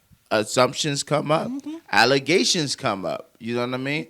But you still have to hold your own. You still have to be, you know, true to yourself and move in that correct manner. Don't get bent out of shape off of shit that you can't control, ultimately. If you can't control this shit, if you've done everything that you've done to do your right thing on this earth as far as being there for somebody or however the shit plays out, however this shit unfolds, let that shit unfold, bro. It's supposed to happen this way. You know, every breakup, every dealing that we have, it's supposed to happen this way for a bigger day, for a better day. Exactly. Man, go through that healing process too, man. Bro. Like a lot of people get caught up. They go back because they miss them. That's the worst thing that you can do. Facts. It's going back to somebody because you miss them. And it's like not for nothing. And you'll be in a way better place afterwards. Not even speaking on Quavo and Sweetie, but like just relationships. Period. Like you also can learn a lot about people from how they move after y'all split up. Facts. You know what I'm saying? Like 100%. So instead of looking at it like, damn, like she did this shit that hurt me, just look at it like this how she probably always been. Yeah. You know what I'm saying? Like some things you just gotta leave how they are. You know what I'm saying? Some things, the way people move sometimes is just how they always were. You just didn't see it because y'all were in love. And I feel like you'll fuck up your growth going back to some shit that was supposed to end. Like, exactly. I remember when Cameron, when he was on Drink Chance, talking about him and Juju, he was like, I still got love for her, shit like that. You know, I thought about possibly going back, but just seeing how she moved, just like how you said, post our breakup, it was like, I ain't your type no more. Like, you running around here with Safari, and there's no shot at Safari, but me and him two different dudes, and I'm just not your type no more. I can't, and I understand that. Like, once you start doing other shit, why would I fuck up my growth to go back to something that we're not growing no more? We're not. Yeah, like we done with that. It don't look like you're growing to me. And a lot of times, that's not the shutdown going back to exes because people go back to their exes all the time. If y'all honestly feel like in your hearts y'all did the work on yourselves and y'all want to come back together, cool. Me personally, I'm not the type to go back to my exes. If there's a window of opportunity that I feel maybe a few months after, because everybody time stamp is different. That window don't stay open long. That window don't stay open long. And for me, I actually lived that last year going into this year. You know what I'm saying? Like, of course, because I was hurt. Somebody I thought that I could be with long term. Did I want to make it work? Of course. But then, like, you know, sometimes things are not in your control. Mm-hmm. The powers that may be might have something else for you. 100%. It's like, nah, Mike, this shit has to end. Yeah. And as much as I might have kept fighting to make the shit work, you fight yourself. Fight myself, and then post that, it's like once that window gets closed, that's it. And that window is just basically you being hurt. Yeah. You just got to go through the healing process, bro. That's really pretty much all that shit is when you really reflect and you look back on it, because you going back, and Drew, me and you had this conversation because me and you was in similar situations. Mm-hmm. It's like when you look back on it, it's like, okay, like, yeah, that wasn't so, it's not so serving for me to go back to that situation and want to make it work, because it wouldn't make sense. It wouldn't make sense. No, especially if it wasn't there. You know what I mean? Like the signs, if the signs are there to say like, yo, like somebody's doing more than the other, or exactly. Like if I'm exerting too much energy to make this person happy, you know what I mean? Am I making myself happy? You know what I mean? Like truly, like that's what I'm saying. Like it don't take a lot for two willing participants to want to love. Like genuinely though, the key word is fucking love. You know what I mean? So if you want to love somebody, you want to be with somebody, you're going to make it work. But it's not just a matter of like saying things, doing gifts and shit like that. No, my nigga, you got to move with these actions that's saying like, yo, it might be the littlest things that they know that you enjoy. You know what I mean? Just like you know that they enjoy. You know what I mean? Sending random flowers on a fucking Monday. You know what I mean? Or just, you had a bad day today. Bam, I got dinner. You know, like it's just little simple shit, but that's just love language. You know what I mean? Understanding somebody's love language and understanding their ties as far as how they move, what they like, what they dislike. But people don't take the time out to really get to know people. Like my last ex, I dated her a whole year before we got in a relationship. Why did I do that? One, she wasn't ready for a relationship, and two, neither was I. You know what I mean? If you're not on that common ground of saying like, yo, we're ready to take this leap, or if somebody's hesitant, yo, let that hesitation matter, because that hesitation can cause a lot of shit on down the line. You see what I'm saying? But if you don't take the time out to really get to know people and really, for one, know your fucking self, because self-love really fucking matters. You can't be in a relationship without no self-love. If you don't walk out the door and be like, damn, I look good every day, yo, it might be some shit that you need to work out within yourself. Like, I'm going to pop my collar every day. Some days I don't feel that way, but I have to find a reason to be like, yo, why am I bugging? And sometimes it's energy that I'm feeling that's dragging me down, that's not my energy. You know what I mean? Somebody could be sitting here talking shit about me, and that's weighing me down, because words have power. Not to say that's going to deteriorate me from anything that I'm going to do, but truth be told, man, like, relationships aren't hard. But you have to have two willing participants that really want to have one common goal. And it's one goal, ultimately. And I see this shit around me. I got good big brothers around me that are married now, you know what I mean? Kids now and shit. Like, they took the steps. They did the work, you know? But for everybody out here that's, you know, working through relationships or going through relationship problems, like, sit back and really reflect. When's the last time you took time for yourself? When's the last time you said, hey, yo, maybe we need a break. Maybe you just need, you know, maybe if shit's overwhelming, if y'all live together, maybe you need to go take a vacation, a single vacation. Maybe go kick it with your mama and daddy for a week. You know what I mean? Yeah. Shit like that can really change the dynamic. But again, people don't take time out to know people. People don't take time. Everything's just quick. Let's do this. Let's do that. I've been part of that. I've been part of that culture. So that's why I'm able to speak on that. But ultimately, relationships aren't hard, man. We just make shit hard for ourselves. And I hate to see this shit. I won't go through that shit again. I swear to God I won't. Hey, yeah. Facts. Word. I swear to God, bro. I will not ever go through that shit again. But I know that for now because I took the time. Me and Mike, we both went. You know, we did the steps, bro.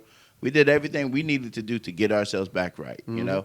And that's okay. We can speak on it now. Yeah, a lot of times people don't take the steps and they jump into something else, and that's dangerous. Very dangerous. The worst thing you can do is jump into a new relationship and not be healed, because all you doing is putting a Band-Aid over it. 100%. So what happens when that person leaves you? Then what? And that Band-Aid off, now you fucking dumbing, because you got built up trauma and on new trauma on top of that. Now you got suicidal action, suicidal thoughts, and the crazy text messages and long paragraphs of shorty. See what I'm saying? Like, all of that shit all is because real. You didn't take the time to be by yourself 100%, and do the work. 100%. But, you know, I'm a firm believer in what you put out is what you should receive back. Yeah, 100%. And, like, even just reflecting on the year, completely 180 from where I was this time last year. Like, this exact time frame.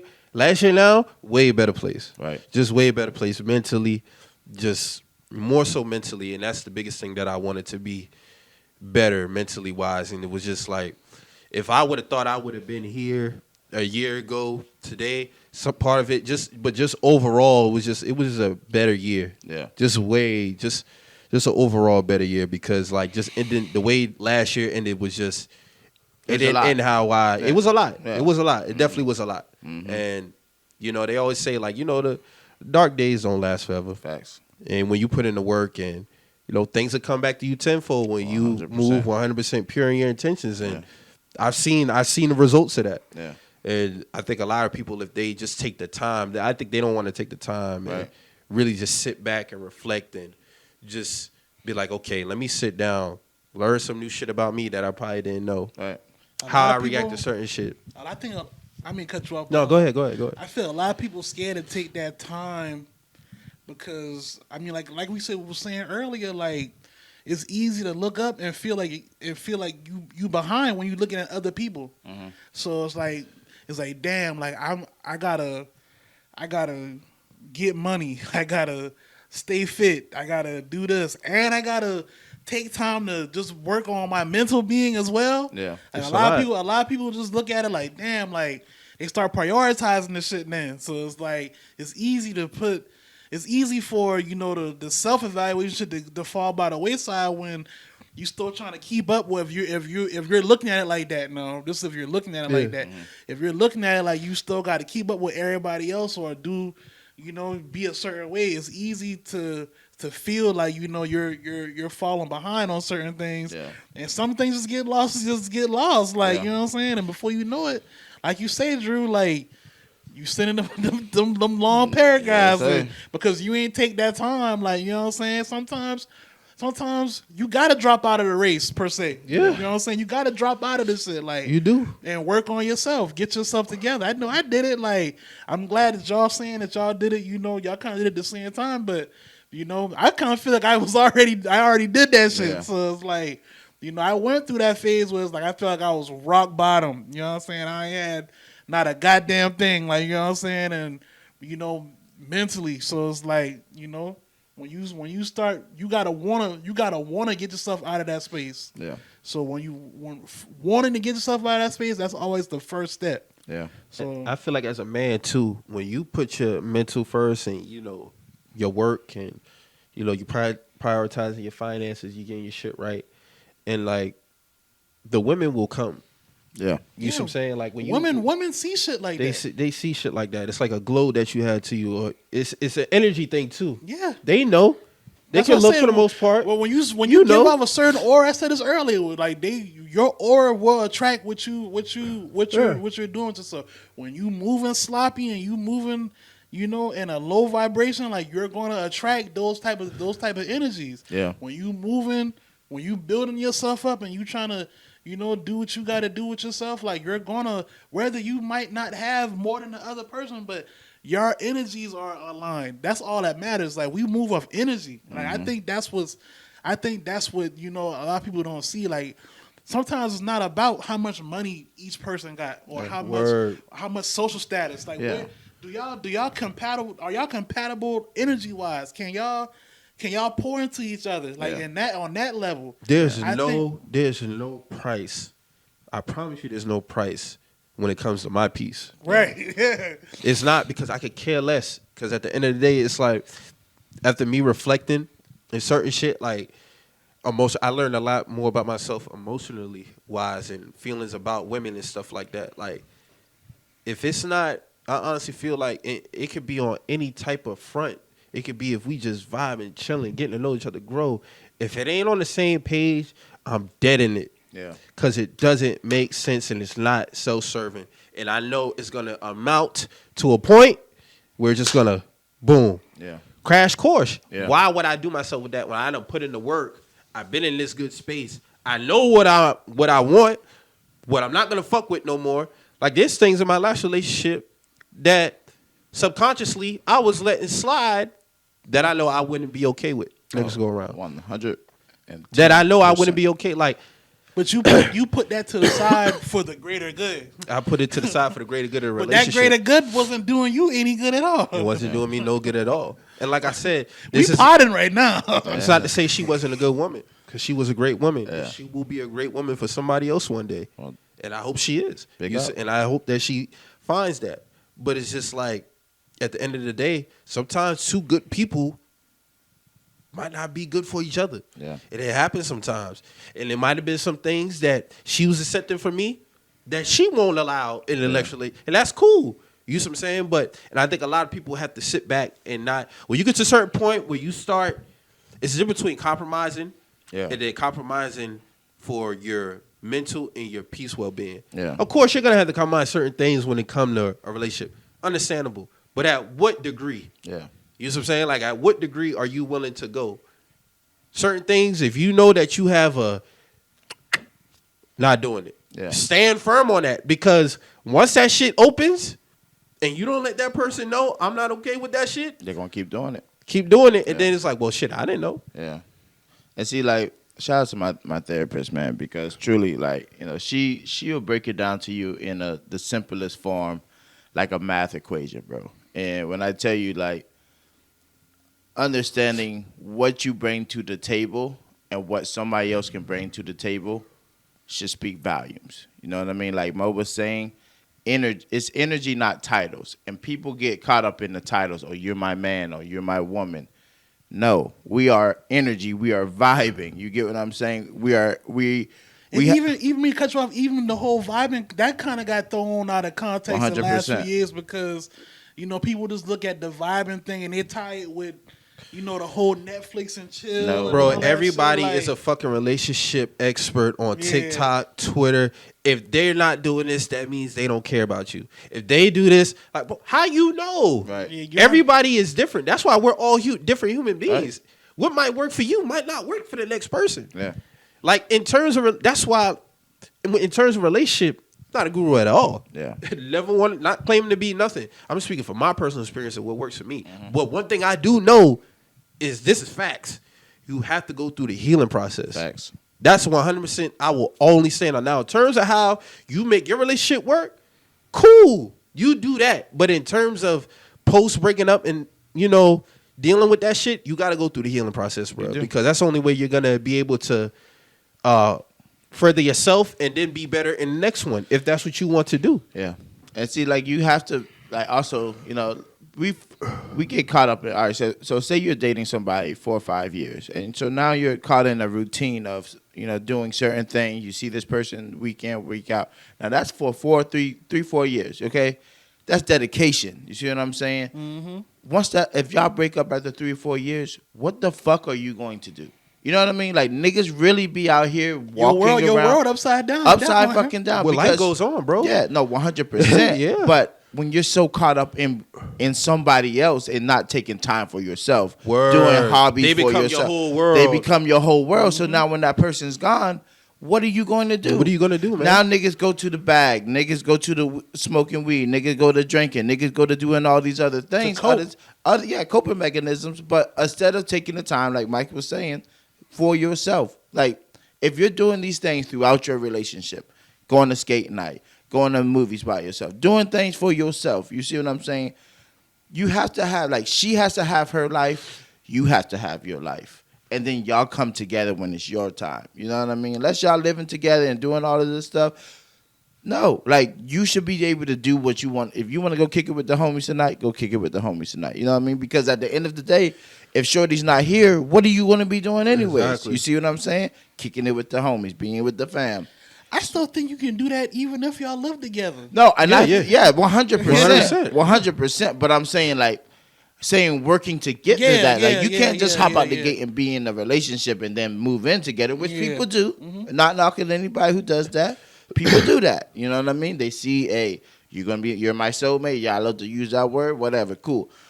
But ultimately, if you don't have a look of love for yourself, if this relationship does not pan out, brother, you're going to be lost Because as you've shit. been looking for that person to make you whole. Whole as a motherfucker. Another person shouldn't make you whole. You should already be whole. 100%. And Y'all that's what I y'all said. should be whole on your own and build towards some other shit together. Because at the that's- end of the day, it should be a want, not a need. 100%. So if a person who's coming with self-love and another person's coming with self-love and they're able to come together to link up, it's going to be something beautiful. Yeah.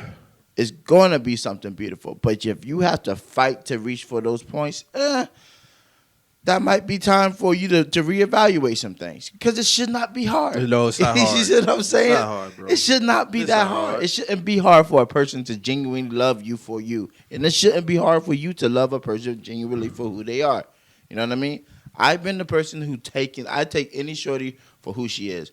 Yo, if you want to sleep 23 hours out of the day, do that shit. You know what I mean? Sure. I'm going to find business to do what I need to do. Whenever you want to link up, cool. Word, We want to I'm link not up. gonna be waiting on your phone call while you know what I'm sleep, saying? though. But I would still fuck with a shorty who I know is just fucking sleepyhead. Yeah. You know what I mean? Where I fit in that niche, you know, that's where I will have to figure it out as they go, each day goes by. But like I'm saying, like my world not depending on that, right. on where I fit in while you up. Because while you up, you might want to do some shit that don't even involve me, and I might be overselling myself, thinking, well, whenever she free, I know she gonna be with me.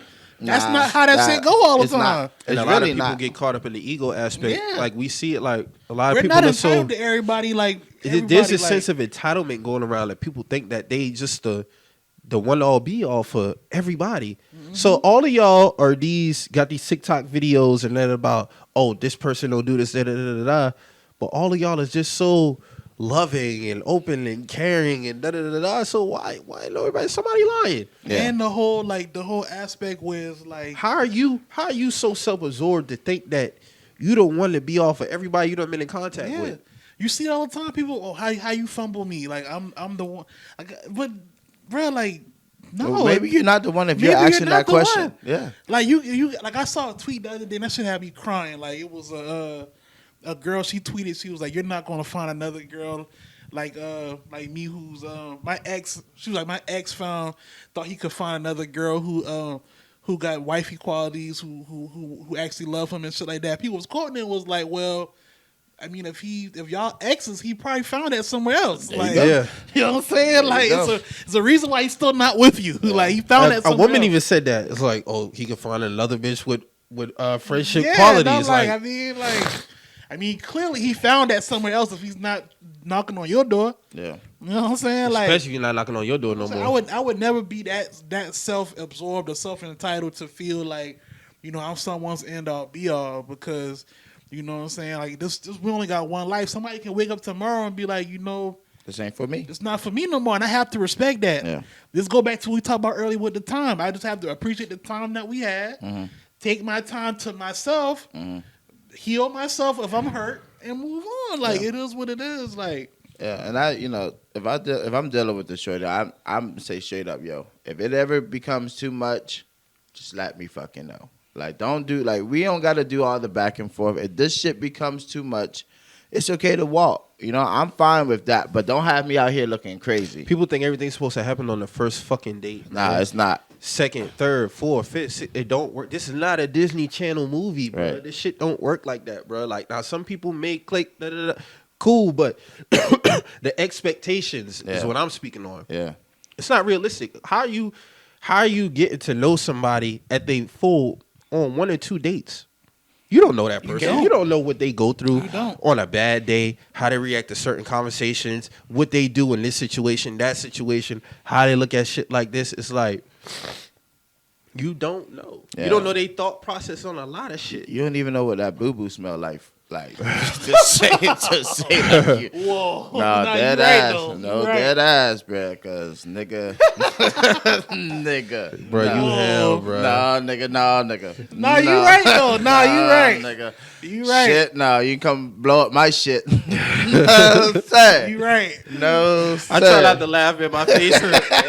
Nah, you right. You definitely right, though. For real though, like I just there's certain things that I have to know for sure before I take that leap.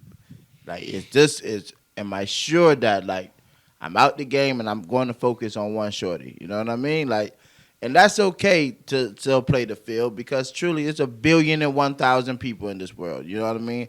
That one person, hey, yeah. And it's more women than it is us. 100%. So, you know, the like. numbers in our favor. If y'all want to feel like, yo, like, oh, yeah, you missing out. You dropped the bag on a shorty. Okay. If that's how you carry yourself in that high regard in your mind, cool. That's how you should. Big up yourself. You and know it's what I not mean? just, it's a lot of men who can't be by themselves. No, 100%. A lot of men who feel like, you know, I got to have a woman with me at all times. A woman has to be around me. Like, in order for me to feel love, I got to be with somebody. So they jumping from relationship to relationship, or, you know, they just involving themselves in, like, shit that they know deep down they don't really feel for this woman. And then when she get tired of him, it's like, oh, man, fuck all these bitches. They don't know, but, dog, you... Look how much women you done dealt with in a certain time period, bro. Yeah. Like, you didn't really sit back and have no time to yourself to reflect on what it is that you really want. Like, it's a lot of niggas who won't turn down pussy. They will hit literally everything that's thrown at them, bro. Like, when's the last time you might tell, like, nah, I'm cool on that. You know what I'm saying? Like, nah, I'm good. Like, matter of fact, I know we supposed to link up and do... I'm cool on that. Cool at, right. You know what I'm saying? Like, a lot of niggas won't do that. Right. So it's like at the end of the day, a lot of it boils down to ego, their mentality. Self-esteem, too, is a big thing. Yeah. A lot of niggas might feel like they don't have no time. They might feel like they ain't really attracting women like how they think they should. Yeah. So they got to snatch up everything that's looking that they can get their hand on. You know what I'm saying? See who's the best one. And that could be dangerous too, because 100%. That's very dangerous. That's not fair to that woman either. Yeah. Because if you snatch her up off the streets just so she can't be with nobody, you don't really care about her like that. You just don't want her to be with nobody else. Right. Let me tell y'all, there's one of my homies, she was telling me that she was dating a guy for 4 months. Started in January, so they like ended basically by April, they was called it quits or whatever. Because he was, by the second date, he asked her to be his girlfriend. Second date? Second date. Okay. All right. Damn! By the end of the year, he was already engaged. They broke up in April. By November, he was engaged. To somebody else. Mm-hmm. Yeah, that's nasty. Hey, but that's crazy though. We talk about women doing that. Niggas do that. Oh shit, yeah, though. Niggas do but that. that's just to go along with Mike Serial saying, dating. like niggas. That's a person who doesn't want to be alone. He doesn't Yeah. know what it feels like to be alone, and that's a scary. Yeah, that's scary as shit yeah, because this nigga ain't got no fucking morals. He has no codes. He willing to do whatever for a relationship. You know what I'm saying? So now this nigga's engaged, maybe probably married now, probably got 2-3 children. Now say shorty say, okay, this nigga toxic as fuck. The flag's been there, but she was living in La La Land. You know what I mean? That could very well happen to that nigga. Now here we go. Oh, this ain't working for me. Now this nigga going fool as fuck because he's looking at all he's invested in, all the children, all these things, but now truly, you want to leave me. Right. But truly, it's been him the whole time that's been the person who's been that nasty. Not to say this is this person because I don't know this nigga, but just to say like this can go down a nasty slope. One, this woman could possibly lose her life. Not saying that that's a thing, but that's a thing that happens. That's a person that literally has signs of narcissist or whatever the fuck. You know, people love to scream now, but that's low key. He gives me those vibes. Like when I heard this shit, I'm like, okay, something's not right with Buddy. You're lucky you dodged this bullet. You know what I mean? Because if you wasn't going to make it out the year clearly without getting a ring. You know what I mean? Because he's that ready. He's that eager to marry somebody. Y'all ever holler at a girl and she be like, man, I wish I could, but I'm kind of in a complicated situation or some shit like that? Yes, I have. 100%. That's exactly what I think be happening. Like they dealing with a nigga they just don't know it's up in the air with, and they might want to just walk away from this shit, but they just don't know. Like you know what I'm saying? And yeah, nah, it's crazy because like when me and my ex got together, it was some shorties and shit that they felt whatever the fuck they felt. And, you know, they was like, damn, that's fucked up. And it's like, nah, y'all played the fuck around for a long fucking time. You know what I mean? I don't know because I'm dealing with... And I know you dealing with another nigga. You got to stand on that now, though. 100%. Yeah. Oh, you the nigga that got away, this and this and that. Okay. Baby girl, you got a whole nigga. You done moved. Got churned now. Like, oh, no. You got away, baby girl, for the right reasons. You know what I'm saying? Like, but I just look at stuff like that. Like, if a girl can see me happy and be like, oh, damn, like, that could have been me. Oh, okay. Boy, I tell you one thing. I ain't going through that right now. I'm sore. I'm sore. Like, leave me alone. God damn, man. Shit. No, real shit. No, you shit made real. that bed, and Nah. how disrespectful is that to the nigga that you with? Come on now. So why would I even involve myself back in that? You disrespecting that man, you gonna do the same thing to me, probably with another nigga. All right. Why would I do that? It's wild, man. It's wild, but like I said, man, it really can stem from a lot. And I've had conversations with exes, and kind of like after the dust settled, and kind of just get how you been, kind of conversations and shit like that. And it's like, yo, like they're able to sit and reflect on like, yo, like it really wasn't you, like I really need things to work out. You know what I mean? And a lot of that shit stems from like you show me shit my daddy ain't never even shown me. So how am I supposed to know, like, if this fucking is real, if my daddy don't even do shit like this?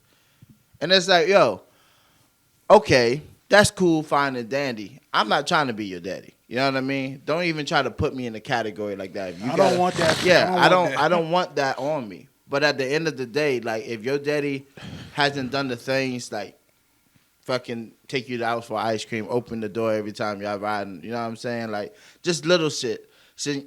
Just little stuff, you know what I mean? Like, I don't do too much other than what I want to do for somebody that I fuck it with, you know what I mean? But it's just one of those things like, yo, it really starts from adolescent and the way up of how people are coming. And a lot of these women are broken, and a lot of these men are broken. Yeah. And it's really a full circle of trauma, pain, and not healing. You know what I mean? Through all of those things, from young children, like young relationships, all the way up. And that's not even just saying like girlfriend, boyfriends at elementary school. That's talking about parents with your mother and your father. Like if a shorty wants to square up with her mama, yo, you're not for me. You know what I mean? Like, you got some shit that you need. That's wild shit. Yeah, I don't want to be around no type of shit like that. And I've met women like that. Yeah. You know what I mean? That you can go, and your mama live around the corner. You ready to go? You outside cutting up and shit. I don't want to be. I'm not trying to be. That's a different type of energy, man. Because I don't deal with that in my real life. Me and my mom love each other. Like, we just was texting last night. She been showing me her fit and shit. She about to go out, asking me like, her fit. Like, that's the type of time me and my mom on. Like, we not on no. Hey, that's some hateful shit. Like, you know what I'm saying? Like, but I don't. If I'm looking at this woman to think, hey, if I have a child with this woman, this is how you're gonna act in front of my children. Because that energy transfer. 100%. But also, you're gonna be acting this way. Like, if I'm at work and y'all know how I work, that means my kids with you or they grandmother. You know what I mean? Yeah. If they with my people, they're gonna be with your people. So if this is how you talk to your people, and if I have possibly a child with you, this is what my child's gonna be exposed to. Nah, I'm dead. You know what I mean? Like, wish you the best, but nah, you're showing me traits that I just can't fuck with. You know what I mean? And that's where I know, like, it's time to walk. And I'm quick to walk. I'm cool with walking because at the end of the day, I'm a very open book. And I think being very open, sometimes it can be good, sometimes it can be bad. But for me, where I stand in my life, I have to be an open book, because when you can't come back with allegations against me, because I kept it real from the jump. And you also knew what the fuck you signed up for. You know what I mean? So at the end of the day, I only can be true to myself and true to my word. Facts. So that's where I stand on all that shit. But yep, your peace of mind, it fucking matters. And that's for everybody. You got to have a peace of mind. You just got to. Yeah, man, you got to. It's no price on it, man. And it's like, if my routine daily is, and I'm avoiding all of that, why would I even have a dose of that shit come into my shit? Like, nah, I'm cool. I'm good on that, man. I'm good on that. So, I feel like I'm missing something that we were supposed to cover. The white boy got off on all his charges, isn't it? Rittenhouse? Yeah. I think we talked about that, didn't we? But he also is suing LeBron James now for $110 million. Kyle Rittenhouse is suing LeBron James? For what? For that tweet, basically. Saying, like, because of his statue and of how big LeBron James is, basically that tweet is sent off a frenzy of people, like, because of he's a man of his stature, basically talking down on him. That's what they're suing him for. I doubt that get picked up. 110 million. Yeah, fuck him. 110 million. That's crazy, dog. RIP to those students who lost their lives at that Michigan high school. Yep. I don't know the name. I don't want to fumble the name, but RIP to the 4 lives that was lost. I'm glad they arrested the parents though. Yeah, because those text messages were wild. Very. The mother knew. Yeah. Yeah, Like, that's crazy. try not to get caught next time. Ha ha ha. Like, no, this shit is not. It's not a game. But he's definitely going down, and hopefully the parents are too. So we'll definitely see more that comes from that case. Yeah. Do you think with the parents being arrested, that's going to make parents kind of be a little bit more aware of their fucking? No, you don't think nothing changes from this? Because shit, parents. Well, I mean, they get locked the fuck up because parents get arrested. That don't mean they're gonna be prosecuted. Yeah, I mean, Yeah, it's been a thing. If they get a gun from a parent, they're gonna be held accountable. Yeah. shit parents are gonna be shit parents though. Yeah. You know what I'm saying?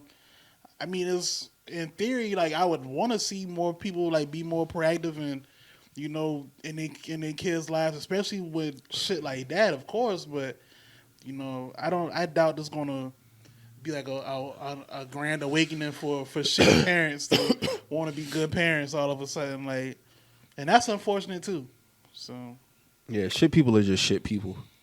That's like all that she really was is. laughing in the text messages, like maybe I tried to be like, well, maybe she don't take him seriously or something, or maybe they, I don't know. But at the same time, bro, like if my kid telling me they shooting up schools, like I'm taking that shit very seriously. Like, what you talking about? Like, what's going on? Like, you know what I'm saying? Like, first of all, I'm pulling up on you. We're not even texting no more. Like, Yeah. like what the fuck going on with you, bro? Like, you know what I'm saying? Like, You researching ammunition and all this other shit. Like, come on, man. yeah. But all right, like I said, man, RP those who lost their lives, man. Like another school shootings, man, just terrible, man, terrible. Just gotta get better with that shit. What y'all think about what y'all think the college football playoff prediction is gonna be? Who gonna be 1 through 4? Shit, Alabama got to be one now, right? Yeah, because I'm boy cut Georgia ass. So Alabama won. Who y'all got filling out the what is this 4 spots, right? Yeah, I think it's gonna be Alabama, Michigan, Georgia, Cincy. Cincy number 4. Yeah, That makes sense. but they gonna get their ass cut. Yeah, Cincy's gonna be the scapegoat for that. All the ass whoopings in that tournament right there. Yeah, so because they must have been coming off a hot streak last year. I don't know how but hey, it is what it is. But I think it'll be a Michigan versus Alabama national title. I think Michigan can beat Georgia. Man, if Michigan beat Georgia, bro, Georgia got to have a lot of seats, bro. They've been talking that shit all year. They Best been talking defense. that shit all year, like from Only giving up 6 points a from game. the beginning of the season, like from preseason, like practice games. They've been talking that shit. You know what I'm saying? And for But the then most people part, were saying they ain't really been tested like that all year. And then we get to Bryce Young threw about 480 on them boy. Bryce, I knew the game was over. This man had 2 something at half, 3 something at half. 350 at half. 350 at half. That's I knew the insane, game bro. was over when he came out the locker room on halftime and threw a bomb. I was like, "Oh, this shit's over with. This is over with. Pickett, them lights was too bright for Pickett." Dog, bro. that secondary just can't hold up against they receivers, man. They did lose Mechie to a ACL, but they still got wide receivers. They make them motherfuckers in the factory. They be straight. That's why receiver university, man. Man, listen, man. But I'm looking forward to the Georgia Michigan game. That's gonna be the one. Yeah, that's gonna be the one. And I know Mac is feeling some type of way about that shit. Cause he been wanting Alabama all year. And I'm gonna just straight up beat their ass, bro. You could blame Stetson Bennett, whatever the case you want to be. Y'all boys just ran into some bigger dogs, man. People try to look at the Auburn game. Ran into the dogs. But Alabama, man, you give Saban is just he does a great job of prepping his boys, and then he has the athletes to go out there and execute the shit to the T. They had a great game plan too. Spread them boys out. You know, he knew he couldn't really run up the middle on them boys, so he spread them out. So Spread like, them out. Make them play you. and Bryce Young, man, he just been throwing the fucking ball. making the right running plays too. Like, that's a smart quarterback right there. So we'll definitely see. I think they'll release it at 12 o'clock. The Final Four at 12 o'clock today. Them boys got that ass cut The yesterday. damn sure bro. did. Way you close. I didn't know that shit was gonna go like that. Niggas had Georgia winning. It's like, oh man, y'all struggle with Auburn. I'm like, man, something told me Alabama was gonna win that bitch. Nigga said, I didn't think it was gonna be like that though. I will say that. I didn't know it was gonna be like that. I thought it was gonna be a close game. Well, once again, they cannot beat them. Still, it's been 11 years since the SEC East team has beaten Alabama, and it was South Carolina, 2010. Steven Garcia, Alshon Jeffrey. Fucking Steven Garcia. The SEC is weak overall. Y'all niggas ain't beat Alabama since 2010. The SEC East team hasn't beat Alabama since 2010. Saving running laps around y'all, man. Huh? Ain't nothing you can really say to that. Like, nothing I can really say to that at all. Like, man. Shit wild though, innit? Shit real. Shit very real for these niggas, man. Them boys earned them Hellcats last night. That's hilarious. We did. Y'all got some games today? My bum ass team on the bye. They're not getting no more commentary out of me until they make a playoffs. And deep in the playoffs too. I'm gonna put some. That's all I'm gonna say on that. We got the Bills tomorrow night for Monday Night Football. I'm gonna go in on that game. Oh yeah, that's gonna be for first place too. Mm-hmm. We got my dog. Who? Mac Jones. Who? Yeah, Mac I gotta get that man's credit because I didn't think he was gonna be like that. He's on this thing. Who? So and we at home. This is gonna be like one of them. We catching the Bills. We got the Bills twice. This last leg of the season. So I'm just if we split this the little 2 games with them, I'm cool with that. I know we need to beat them at least one of these games, so I'm cool with that. But yeah, I'm looking for Mac to come out hot tomorrow, man. We've been doing pretty good. Word. So Drew, what type of time y'all on, man? We got Houston today. Expecting a big day out of T.Y. He normally goes off against Tennessee.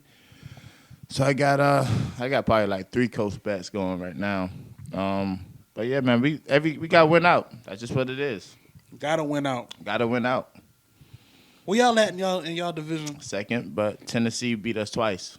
Okay, yeah. So need them to lose out, and we to win out, basically. Yeah, they beat y'all twice. Y'all got to win out, damn near. Yeah, we got Jacksonville January 9th. I think I might ride down to that game. That's in Jacksonville. Yeah,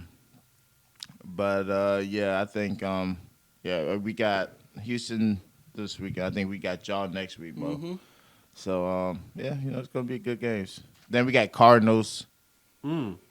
Yeah. Yeah, y'all kind of got a little bumpy road and kind of closing this shit out. Yeah. They got a little gauntlet going on there. Mm-hmm.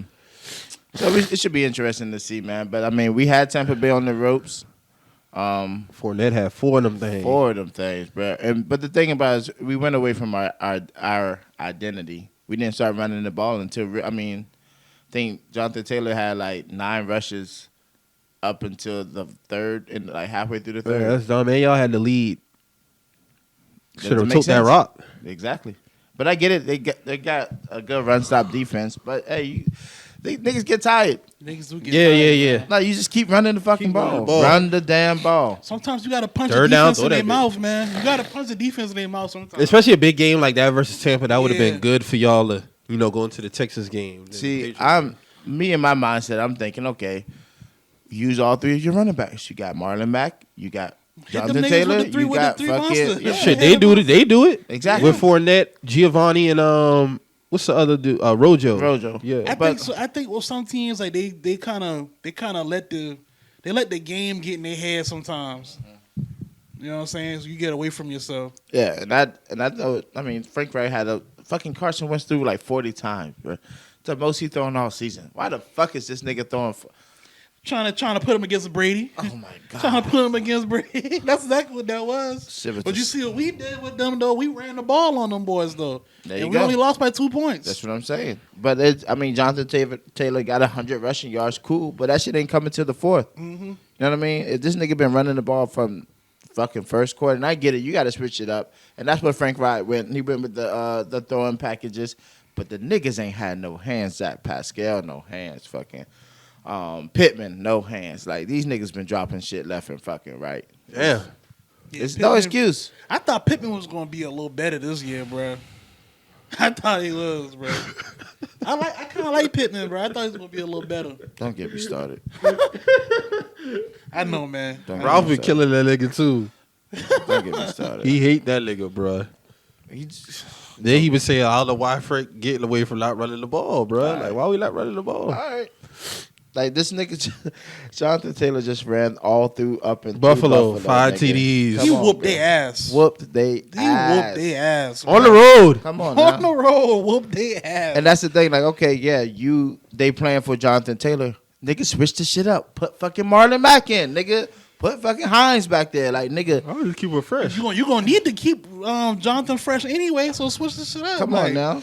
We got to, you know, I doubt Marlon Mack's gonna be back next year. But it's still like, till then, nigga, fucking run the ball. Mm-hmm. Run the fucking ball. But here we got Houston. And these niggas, I hope they don't come in this shit with like, oh yeah, it's just fucking Houston. They might be trying to play spoiler too. Yeah. But I think we're gonna I have a feeling we're gonna blow them boy out. Tyrod, I wish him the fucking home? bad. Yeah, this is home. And that's the thing, Tampa Bay at home and our own shit, and y'all niggas dropping shit. Yeah, y'all like, fumbled that opportunity being at home. come on, bro. Come on, bro. We had Brady on the ropes, but and that's why I played Gronk. That's why I played Gronk over. Because it was like, dog, Gronk always eats against us. Always, bro. Always. Nigga had like 130 yards or some shit like that. Probably the best season, the best performance of that's his the best season. game of the Come year. on, That's bro. the best game of the year this season so far. Come on. Like, I already knew that shit, though, because he did the same shit in New England. Cause Grunt done been on a few weeks anyway with an injury, so Yeah. that got to be his best game. Yeah. So, I already knew what it was, but, man, like I said, we got to win out. That's just what it is, man. I know one thing though. Antonio Brown, 3-game suspension. Oh, they suspended him Yeah. 3 games. Him and And two somebody, others in Mike it. Edwards, for falsifying COVID cards, fake COVID cards. Oh boy, fucking chefs, bro. Need to just cook the food. Like, what you worried about with a nigga COVID? He ain't card? pay that man. He ain't pay the man. That's what it was. That's a running theme with him though. He don't pay people for their services. Man, AB, man. I ain't saying the chef should have snitched now, but Nah, I mean, he got caught up. Can you fault bro though? If he feel like if he didn't get paid, he cook all that food for the man. But if You the gonna nigga snitch? know that if the nigga know you ain't got no vaccination, like, and who you are, like, pay the fucking man. You saw what happened with R. Kelly when he stopped paying niggas. All right. did y'all watch? Did y'all watch that True Story shit on Netflix? Yet? Nah. Watch that shit, bro. You gonna be like, yeah, you gotta pay the man. Yeah. Money dry up, nigga. We snitching. That boy tryna, That's how them niggas be, that bro. boy mad talking about A-Rod. Hey. Y'all know Aaron Rodgers wasn't getting suspended, man. Not for no 3 games. It's a difference between not telling niggas you not vaccinated and falsifying a vaccination card, though. Yeah. That's what I'm saying. And on top of that, it's A-Rod versus Antonio. Not shit on Antonio, but dog, it's like LeBron didn't get suspended when he violated protocol. What you thought was gonna happen? Yeah. Like, come on, man. Aaron Rodgers wasn't getting suspended 3 games. You know how big 3 games is for Aaron Rodgers to miss? Like, it wasn't gonna happen. I ain't gonna lie. I'm tired of Stephen A. Smith, bro. What you say this time? This nigga's like, how could you do this? You're a disappointment to Tom Brady. Like, Huh? Tom Nigga be Brady tripping. took you into his house and he gave you a shot down here when nobody else gave you a shot. And The only thing I would give Antonio flack for was the fact that he fucked up on his own end, because if you was gonna carry it that way, you should have made sure all cover parties your bases. involved Cover your bases. cover your bases, nigga. yeah. Like, now, I'm not saying I mean, I know Tom Brady might feel some type of way that AB, but I ain't gonna say like, oh, Brady, like, I'm pretty sure yeah. Brady don't hate the man. No. It is what Brady it is. knew what time it was. He know man. eventually what you time gonna it get was. something out of AB, bro. Like, Yeah. that's a risk you take with just being associated with AB, bro. Like, you have to accept that at this point. Like, you know what I'm saying? He know But what it is. He to knew do this exactly whole what it is. like betrayal, like Stephen A. Smith's a weirdo, bro. He is, Like, man. Get out of here. He's man. been cooning a lot lately since fucking Max has left. Like, I don't know. It just seems like he's just doing the fucking like I don't know if it's just me just tired of this nigga or he's just Oh, you feel like me now? I'm just like every time I put on ESPN he's on this shit. I didn't really get to see him and JJ Redick back and forth yet. Oh yeah, JJ be getting in his ass pause. Like JJ really I like that matchup cause JJ keeping that shit a fucking buck. I mean, I respect that he's a basketball player. I'm assuming he's very knowledgeable of the game, so that'll be somebody to really go toe to toe with him. Yeah. I don't like Perk. Yeah. I would prefer JJ Redick over Perk. Oh, 100%. Cause Perkins don't be knowing what the fuck he talking about. But I don't know. Perk be on some weird shit too. Yeah, he do. Perk be on some weird shit too, especially with the Kyrie Irving shit. Both of them together with the Kyrie shit just be. I think that nigga gonna get moved though. Yeah, they talking about they looking to trade him, Kyrie. He gonna have to get moved. Man. And my whole thing is, if Ben Simmons ain't gonna come back, just go ahead and do the swap. Yeah. Just go ahead and do the swap. Throw in Maxey, Simmons, somebody else. Cause not for nothing, bro. Like Ben Simmons is not a terrible player. He just can't have the rock in his hand at the end of games to make no plays. He's great for defense and shit like that. It's making plays for other people. Yeah. But in terms of making a shot, no. So I mean, if Ben Simmons on the Nets, that'd be the best fit for him. Honestly, he don't got to shoot the ball. No, you could just set up KD. Everybody Kyrie, else play off the ball. Everybody play off ball. All you gotta do is pass the ball, set shit up. I like Maxey more in that situation too. Yeah. If you throw But a Tyrese I'm Maxey. just saying, like, if you for Ben Simmons, because he gonna have to start off top. If you trade him for Kyrie, he's coming in to start. So I'm saying he would all. that would be the new big three. That's what I'm saying. Quote unquote. All he would have to do is set up the offense, make sure everybody playing off the ball, and catch people at their spots. He don't gotta shoot the ball per se. Or if he do shoot the ball, he can just set himself in a position where like he getting high percentage shots. Like he don't gotta necessarily shoot. Like you know what I'm saying? Like I just think I just miss seeing a nigga play ball. To be honest with you, yeah, I don't just think, playing basketball. Yeah, Ben Simmons not a terrible player. Like it's just time. Kyrie too. Yeah, like they his time. I don't know what's up with Kyrie. I don't know. He was just at a high school game too. Oh, he was. I just feel like as far as Ben Simmons, like it's cool. His time up in Philly is cool. Like just let him go. Like you know what I'm With saying? Kyrie, I don't know, man. I just feel like he's not being 100% transparent about his intentions. That's just me. Mm-hmm. The mandate's not getting changed, dog. It's not getting changed. With the cases going up in this new variant that's out, that mayor's not going to change that mandate. Not New York. No, it's not going to happen. So I feel like Kyrie either just going to have to either retire or come back. It's one of the two. Because you're not going to continue to sit next year and get paid. It's not going to happen. It's not going to happen. It's not going to happen, bro. It's business at the end of the day. I agree. So I got to get what I can get for you. Unless you're going to take the vaccine and come back and play. Because the whole shit just it's mounting.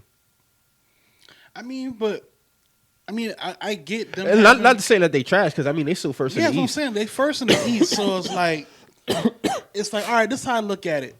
Blake is not in the rotation no more. They got a good rotation going on. So we did just beat them last night though. So they still a top team in the league. Yeah. Like you know what I'm saying. So it's like they ain't no hoes by little stretch though. But I'm saying like how long Joe Harris supposed to be? I just saw he got surgery. Not sure. So I'm just saying like Patty Mills. Yeah, they got veterans. Like it's not like they My thing is like what. So we trade Kyrie. I get it. You want to trade him because he's not playing. You're paying him. He's not playing. Okay, cool. But is it a? So it's not like it's dire or anything. Yeah, like that. Is it? That's what I'm saying. Is there a dire need to trade Kyrie right now? Not if you think the reward is willing in the long run of him coming back. If you think he's gonna come back, don't trade him. But if you think he's not gonna come back, take the vaccine, trade him. My only thing is, like, I be seeing people on the TL be like, niggas need help and shit like that. And it's like, bro, y'all top of the East. Like, what help do y'all need? We don't need no help, bro. Like, that'd be my only thing. It only be when these niggas get the televised games. Like, and the boy just beat the like, Knicks. Yeah, that's what I'm saying. Like, and they beat y'all too. You know what I'm saying? Yeah. But they get their heads smacked by the Suns. Just they need help. Like no, the Suns are fucking good, nigga. They smacked the fucking Warriors. They won 18 straight. Like, Exactly. come on, bro. Like, but even with the Knicks game, like I still was seeing like we need Kyrie back. We need help. Like we need help. Like dog, like y'all are gonna play good teams throughout the year. Like this happens. Like you're gonna play every NBA team. Let's just go ahead and get that out the way. It's 82 games, nigga. Like, like you're gonna run through gauntlet phases of the year. Like this happens. The Bucks are starting to get their shit back up. Like the Bucks look good. Yeah, they got DeMarcus Cousins. He look good with them. So like shit, even looking at them, they done won. Well, they 15-9 now. They started off slow. They getting their shit back up. I think DeMarcus is a good fit. The Hawks is 10. What the Hawks record is? 12-11. Damn. The Knicks is 11-12. They 11 seed. And we like what? We like 7 now. Y'all 7. What we is like what? 13-11. All right. Cavs 13-10. Heat 14-10. Wizards 14-9. Bucks 15-9. We 16-8. Nets 16-7. So that's what I'm saying. Nothing like what if they 16-7. Who winning them games? That's what I'm saying. The East ain't no hole, bro. The East ain't no hole this year. This is how we talk about how the West ain't no hole. I think it's like this league round, bro. Like honestly. Yeah, because the Warriors 19-4, Suns 19-4, Jazz 15-7, Grizzlies. But see, they starting to look like how the East was looking over the last couple years. That's what I'm about to say. You know what I'm saying? Because like look from 4 down. Yeah, look at them records. Mm-hmm. But it's to me, it's a lot of just above 500 records. And I'm not even shitting on that. You know what I'm saying? Because like at the end of the day, it's the NBA. It's the NBA. Somebody got to win. It's like, the East weak, West weak. Like no, bro. Like sometimes niggas just be losing. You got standout teams, and then you got teams who still good, but they just the Lakers is 12-12 at the 8. Timberwolves 11-12. Trailblazers at 10 at 11. It's looking like Lakers might be in the play-in tournament again. Yeah. Because they losing these games with all them niggas out there. And I'm not getting no Kendrick Nunn. He had some slick shit he said in the comment. Oh, y'all know what it is when I get back. Like you ain't that big of a factor. Like, he said that? Yeah. Nigga, you ain't even really do much in Miami. Like, and they don't have bad players. That roster construction, once again, is not that good, bro. Like, the way they put the shit together, I don't think is these niggas lost to the Clippers with low. They let Luke Kennard just go crazy, bro. Luke Kennard went off. So it's like the Lakers have more issues defensively. That's their problem. It's defense. It's defense and AD gonna get he gonna get the slander regard. Like this nigga just had 27 when they beat when they lost to the Clippers like 27-13. You know he still go 8. Like bro, like. I'm not passing the buck on. He does have moments where he be on some bullshit. Russ has a stretch where he's playing good, so you can't really point the finger. As a collective, the boys is not playing good defensively, bro. It's too many lapses defensively. Like it be mental shit, leaving niggas open and all this. It's like no, bro. Like and then their shooting is not that good neither. I agree. Shooting is not that good. But AD also does play a part in the shooting too. This is how I feel. So he be shooting over 3 niggas sometimes. He shoot over 3 niggas sometimes. He shoots a lot of low percentage shots. Contested. A lot of contested shit. Like to say that you put on almost 20 pounds of muscle, bro. Like get your ass down low, bro. And he can because he's a hell of a defender. So I don't understand it offensively. It's like, bro, like do you like he a dog defensively, but offensively, like he don't want to live in the paint, and I don't understand that. Like, bro, like what did you gain the weight for? Because you still get even when you still try to go down there, like you still let niggas like ragdoll you low key. So like, what did you lift all the weights for? Like I just don't get. I feel like when it comes to like that paint play, 80 should take that shit personally, bro. Like honestly, bro. Because there used to be a time where you was better than Giannis, and now it's like it's laughable, and it shouldn't be laughable. It shouldn't be laughable because there ain't no talent differential at all. If anything, you're a little bit more talented than the nigga. I think it's just more dog. He's more polished than Giannis game wise. Yeah, for sure. But I think it's just a dog thing. He don't got that. He not trying to bark on a nigga down there, bro. Like I just don't get it, bro. And that's the difference, bro. Giannis gonna get down there and do what he got to do. That's why when Giannis take his shots, I'm not mad when Giannis take threes because Giannis going for majority of his minutes on the court, he's going to go in the paint. You know what I'm saying? Like, so I'm not mad if he gonna take a 3 every now and then. Like, that's So cool. do you think Clay come back finals? The Because Warriors, I was wrong like a mother. I tell you that. I didn't believe in them niggas. I didn't believe in them neither, especially coming off last year, because you know These niggas 19-4 without Clay.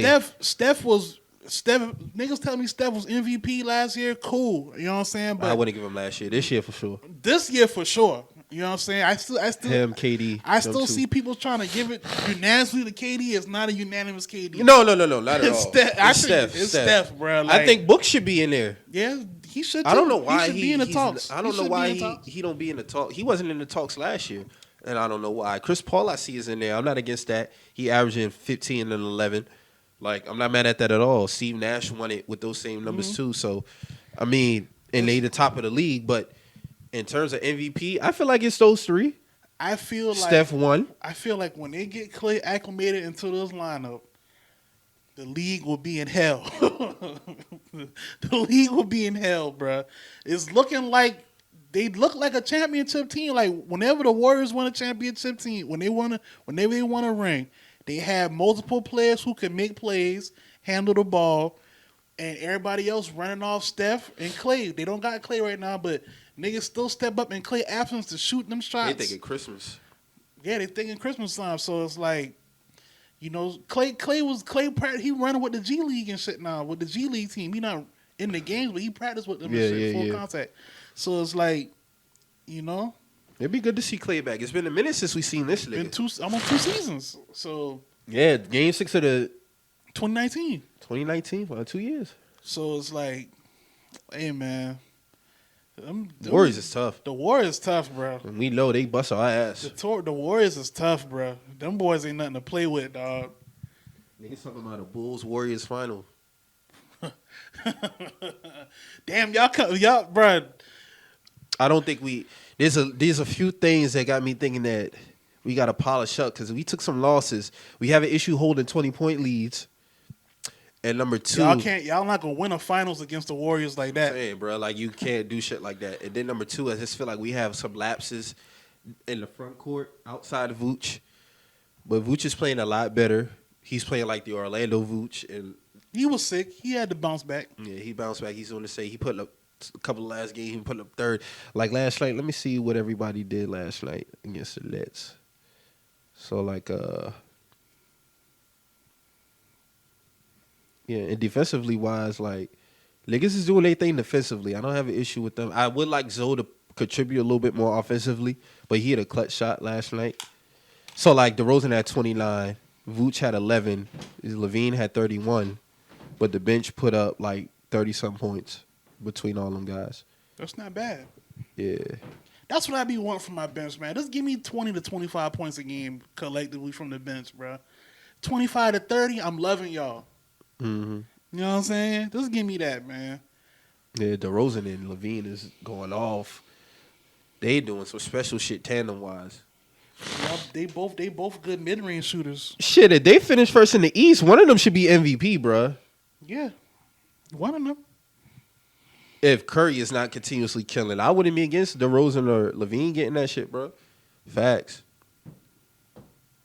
But I like how Billy got us going, man, especially defensively. That damn Curry, boy. Curry's a motherfucker, bro. God damn, bro. I be looking at this dude like, damn, bro. Like, just making it. Is he? That's why that game against the Suns is rare. He don't have games like that. Is he kind of like elevating himself like on the point guard list though? Like, I think he's already top 3 all time. All right, like, cause I got Magic number 1. Now it's like in terms of like I have my own as far as like a pure point guard, cause Steph is more than just like he ain't the Chris Paul, like he ain't the Zeke. You know what I'm saying? Like floor general type. Steph's not a floor general. That's not his game. That's not his game. Like he's gonna score, he's gonna come off ball, shit like that. He's gonna put a lot of pressure on you. But he also still handle the ball. Yeah, he handles the ball very well. You know what I'm saying? Well, he's not a playmaker in a sense as far as like them other guys. But that's why I say the team is put together very well because you still got other playmakers on that team. And like, he plays a PG position, so if I'm judging him off that, then yeah, I got to put him up there. I think he like number 2 now to me, bro. Wow. I gotta put it like, bro, like the way he's dominating, dog. Like, I love Zeke. I love Steve Nash. I love Kidd. I love all of the legendary point guards. I love them boys, bro. Steph dominate, bro. Like Steph dominate. I don't know if I could put him over Zeke yet, man, but I wouldn't argue if somebody would. Like, man, it's tough. It's tough because Zeke a dog. Zeke was a dog, bro. Zeke was different. I don't know, I wouldn't man. even be mad if niggas put Chris Paul top 5. Oh, I wouldn't be mad Because at that Chris done eclipsed so many plateaus. Yeah. Like only one with 20,000 and like 10,000 plus assists. So like, yeah, that's only player to do that. Like that has to be accounted for. That just is what it is. And then Steph to be killing the 3-point maids as at the rate that he doing it, bro. Like that's insane, bro. No, you know Vince Carter's top 10 3-pointers made. Mm-hmm. That's insane to me. Yeah, that's his. From I think he really started shooting that shit like when he was about to leave New Jersey going into Dallas. Yeah, that's when he really started shooting that shit like that. And that was 2010, 11. That's crazy. That's crazy. I looked at that list. I said, "What the fuck?" Shit, I didn't know Marcus Smart like a top 5 for our franchise threes. Top 5? Yeah, Already? yeah, he like top 5, at least top 10. Like he up there, bro. He up there. Wow. Like for threes, like he up there. I did not know that shit, bro. That's crazy. Mm-hmm. I didn't know Kyle Korver was top 4 all time. Well, until James passed him in threes. Yeah, Korver used to shoot that rock too. I know he was all time number 4. He was all time 4. I didn't know that though. Because the top 3 is Ray. Well, for regular season, Steph hasn't passed him in regular season, but I think all time, Steph is 1 now. Number 2 is Ray. 3 is Reggie. 4 is James. 5 is Kyle Korver.